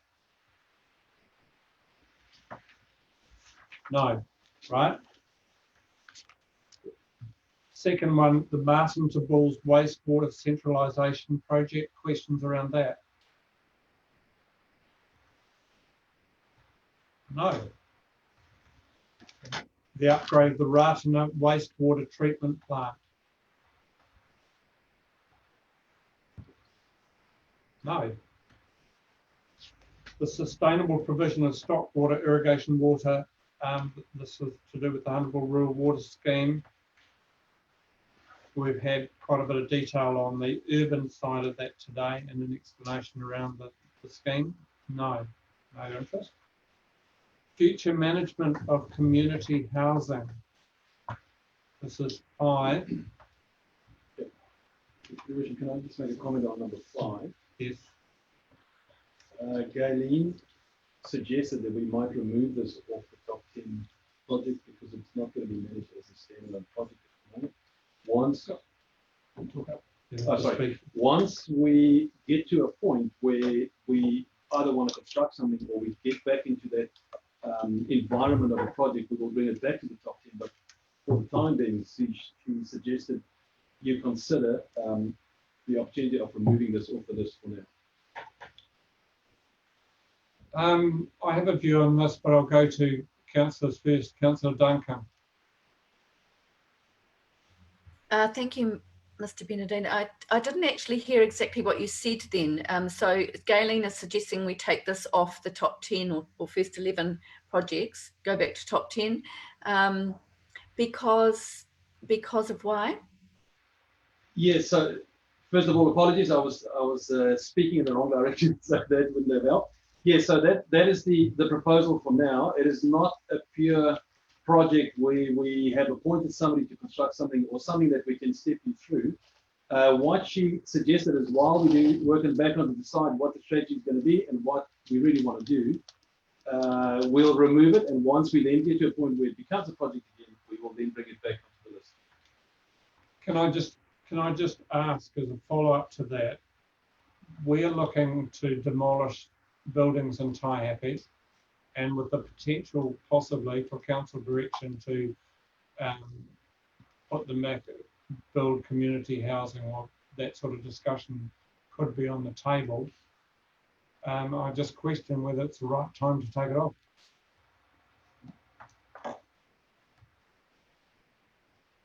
Councillor Wilson.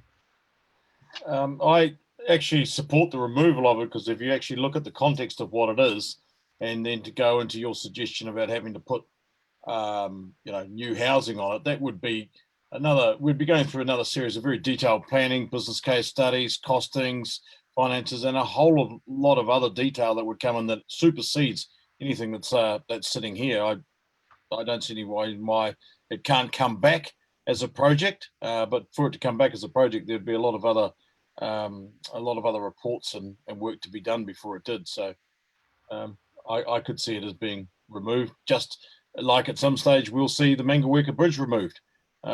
These things don't have to be on there forever. Just my thoughts. Does anybody else have a view?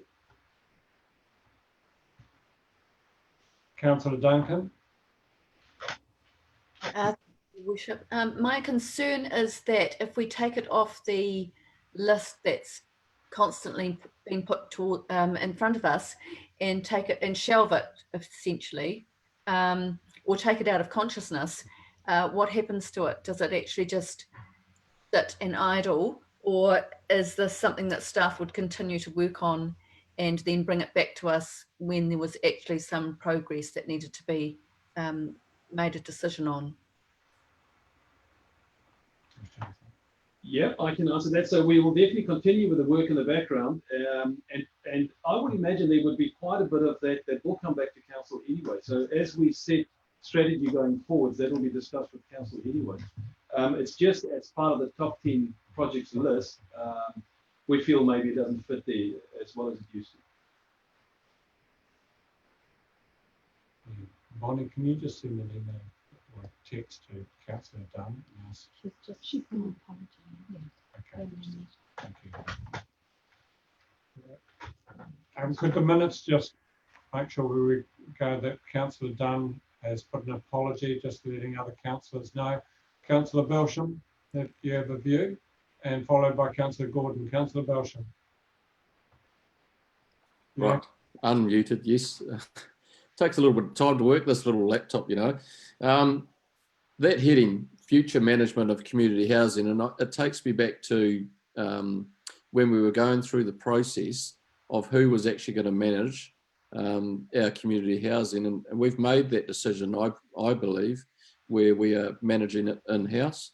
So really, I think that should be removed. The other things, the updates are more around demolition of community space buildings rather than community housing. So really, I think that project has served its purpose, and as Galen and Mr. Bernardi have said, you know, there will be work goes on behind the scenes, but for the heading that was there, I think we've made that decision and we've moved on and dealing with it in-house.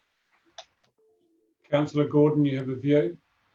Yes, if we're going to remove this this line item, then it would be good to have a heads up as to what the timelines are around the next part, you know, which is the bottom couple of bullet points, you know, demolition and potentially putting some more community housing into that Tui Street space. So I'm happy that it goes out, but we also need a signal that it's going to come in at some stage, and there will be, and we want some dates around it.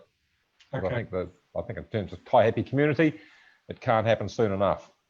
All right, the democratic way now is to hold a vote. Could I have a show of hands, those who can see this dropping off the top 11? Please. 1, 2, 3, 4, 5, 6, 7, 8. It drops off. Thank you very much. Go further. Moving to the Bulls Multi-Purpose Community Centre. Can tell you that I've had 2 visits to the centre in the last week or 10 days. The Chief Executive has been down there and Councillor Dunn was there. Councillor Carter, Councillor Panapa, I did try and get back in touch with you to invite you to that meeting with Councillor Dunn as well. Unfortunately, timing beat us. We will get you down there in the near future. Do you wish to comment on where the building's at? I think I could do that. I know. Yes, I can give you a quick roundup of where we're at. We are pretty close to the finish line. COVID-19 obviously would have postponed a couple of things. We are working with the contractor to see how we can show some efficiencies and catch up on some of that time a little bit. The other important thing, there are 2 different things happening. The building will be completed at a certain time.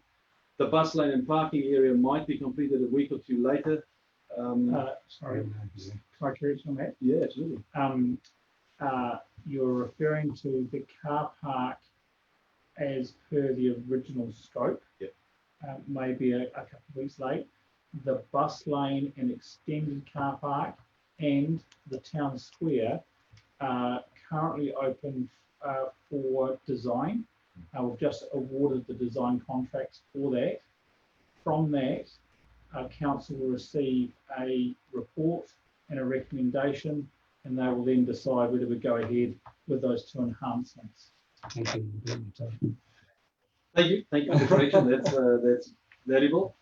And then obviously the other thing is once the building has been completed, we've got a 2-month window to move equipment and staff over, and the opening date at the moment is for September for the use of the building. So that really is in a very short summary where things are. Thank you. Any questions? No? Thank you. The development of the Cobbler, Davenport, Abraham Williams site for the administration block for this. Any questions around that report? Councillor Wilson. Yes, just comment really the fact that Mother Nature gave us a very timely reminder on Monday morning that the issue of earthquake-prone buildings and things has not gone away due to COVID-19 and is not likely to go away anytime soon. So mindful that we'd still like us to see us pushing on with some sort of community engagement on that. Nothing much more than that to say. Can I just remind staff that the last time this was brought up, I pointed out we still have not formally got a position about the option of this site. And until we formally get that position, which probably is a given, but it needs to be included in the report. Certainly.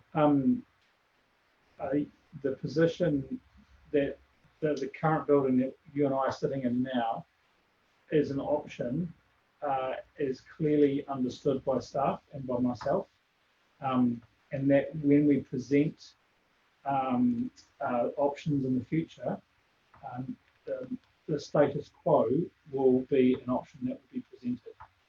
Yeah. We weren't expecting to provide a new report. No, not at all, but it just in terms of the development of that.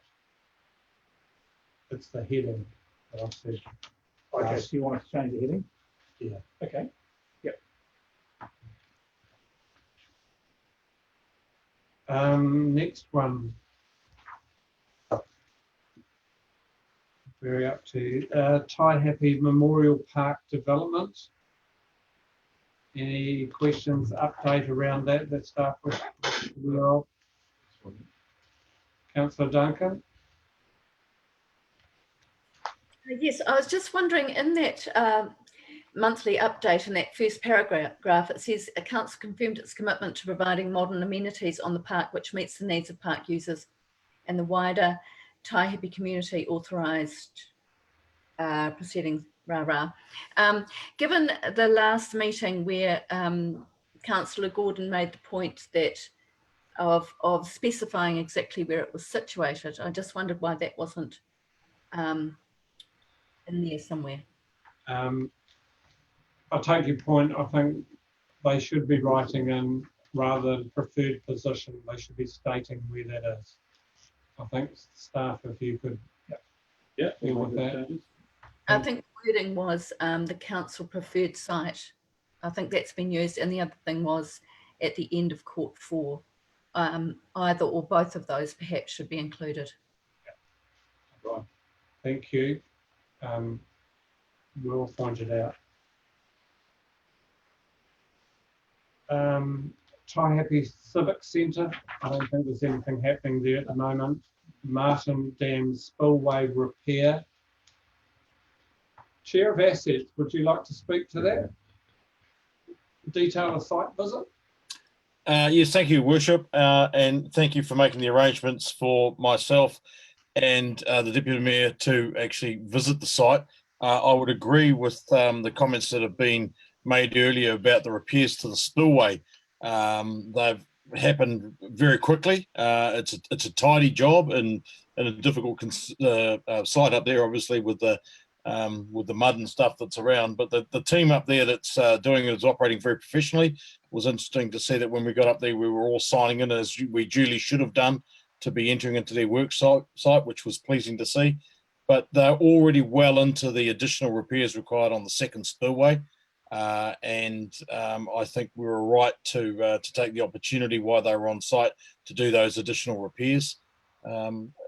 It's raised a couple of other questions for us, but it really does indicate the difficulty of the whole Martin water strategy that we were discussing earlier. When you really get up close and look at the raw water source, you get a great understanding of what the water reticulation team are actually dealing with. But it was pleasing to be on site, and again, thank you, Your Worship, for arranging that, and CE Peter Biggs there. It was good to be on site and see that team operating, and good to see them pushing on with it. So thank you. Thank you very much. Any questions? No. Move to subdivisions. I noticed that Walton Street is not in the list. Sorry, did I miss someone with a question? Councillor Duncan. Thank you, Your Worship. Sorry to be a worrywart, but I just wondered, could we go back to number 9, the Taihape Civic Centre? I just wonder, it says it's the consultation, engagement is likely to be during 2020. Is that still in this calendar year? Yeah. Carol would need to The answer is definitely yes, because we'll be engaging with the long-term plan, and it's a long-term plan item, so we have to. Thank you. Thank you. Moving on to the subdivision ones, and I note that Walton Street's not on there, so staff may wish to comment on that one as well. Who would like to? Yes, I can do that. So we've got the ones I've included is where council have an active role to play. I think it's important to note in the normal business as usual, we don't really get involved in any of the subdivisions because the subdivider would have a technical representative and all the other advisors and contractors will all fall under them. Once they're done, they come to us, they give us all of the tests and things that we need, and then we take the asset over. So normally progress on these subdivisions, we don't really get too involved in it unless we have a direct involvement. So Walton Street subdivision would be a good example of that. There is no real hiccup there at the moment, so we would not get involved in it in too much of an active way, but I will definitely add it in. So George Street subdivision, you all know where the George Street subdivision is. There is an equal cost share agreement between us and the developer to upgrade some of the stormwater installations there. That's going ahead, and depending on consenting, which is a little bit of an unknown, we will get into the construction of that. So it's been designed, and we'll have it costed soon. Bredon's Line in Martin, we had to do some stormwater upgrades to allow the subdivision to happen. The top end of Bredon's Line, the stormwater there was insufficient. That's been completed, and it's in the ground. Hereford Heights, Martin, there we have an agreement with the developer that we will construct the new intersection that will feed this subdivision. At the moment, the detailed design for that should be done by the end of May. And then obviously we'll move forward from there and bring some information back to council. The Wanganui Road subdivision is the one at the moment is still, or the area that's considered is still zone rural. So that'll be subject to a zone change. I have done quite a bit of work on that one in the beginning stages, if you like, of a structure plan, so that when things do start moving, it moves in a structured way. So we understand what needs to happen and when and what sizes of things should be, just so we don't have to go back in the future and redo stuff. So that is also progressing in the background. Walton Street? Like I said, so in Walton Street, there is a stormwater complexity there. When the developer purchased the land, we didn't know and he didn't know, but there is actually a heritage site at the back end of the Walker Street subdivision. So what that means is that you cannot cross that piece of land. So the original idea was for the stormwater to cross it into the open stream just behind. But that, on advice from our legal advisor, might not be possible. So we are looking at alternatives with the developer. And there are some options that we are pursuing at the moment. So I'll add that in. They're looking to do a sod turning on that site, I think this week, by the way. I think, sorry, Worship, we could possibly add in the future as Ratana Papakainga as well as effectively a subdivision. By the way, the Walton Street one, I'm not sure, have any of you been down and had a look at that redoubt? I'm sure that Brian Carter, Councillor Carter, is well aware of it, but it is one of the most complete redoubts in the region.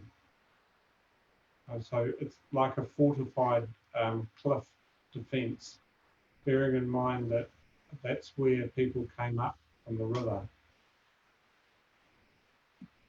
Quite interested in going and have a look at it. Right, would somebody like to receive that? We're now into the minutes and recommendations from the committees. I think we've only got the Sport Rural Travel Fund meeting and the tabled item and the tabled recommendation. And the tabled recommendations. So, would somebody like to move the minutes to be received from those two groups, please? Councillor Wilson, Councillor Herrard. Those in favour? Those against? Carried. Thank you. And the Community Grants Subcommittee meeting, the recommendations that the Community Grants Subcommittee recommends to Council that the unspent balance of $5,097 go to the Mayoral Relief Fund Trust for COVID-19. Would somebody like to so move that? The recommendation from there, not me. Councillor Carter, Councillor Herrard, those in favour? Those against? Motion is carried.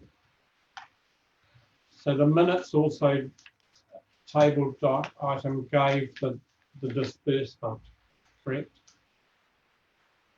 Is the disbursement listed? Thank you. That, I think, brings me to the end of the ordinary council meeting. We need to move. No, the late item. Late item. Yeah, sorry. Sure, I thought I was just about there. We have a late item, the Hawke's Bay Regional Council, and I've just got to bring it up.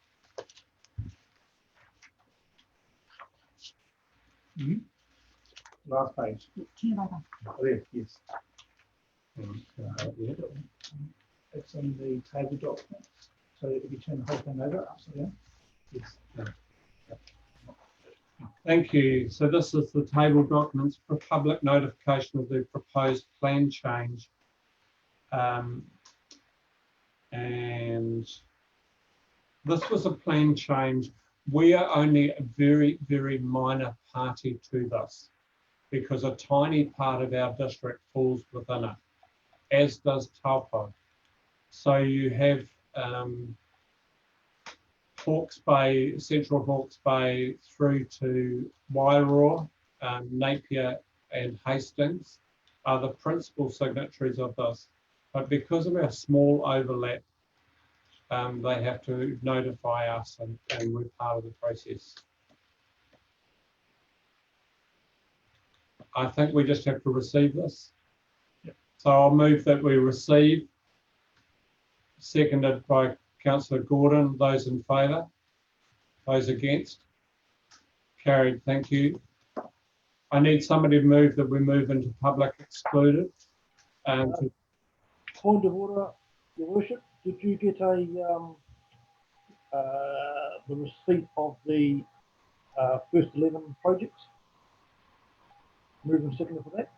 I thought we had. Yeah. Yes, we had. Sorry. Thank you. Thank you. That's fine. Would somebody like to move that we move into public excluded, please? Councillor Belsham, Councillor Carter, those in favour? Those against? Carried. For those of you that are still with us online, we're now moving into public excluded. Thank you for your perseverance. Thank you for your interest in what's happening on council. It ends the council meeting that is in the public arena today. There will be some resolutions that come out of public excluded, and we'll make sure that those are notified. Thank you very much.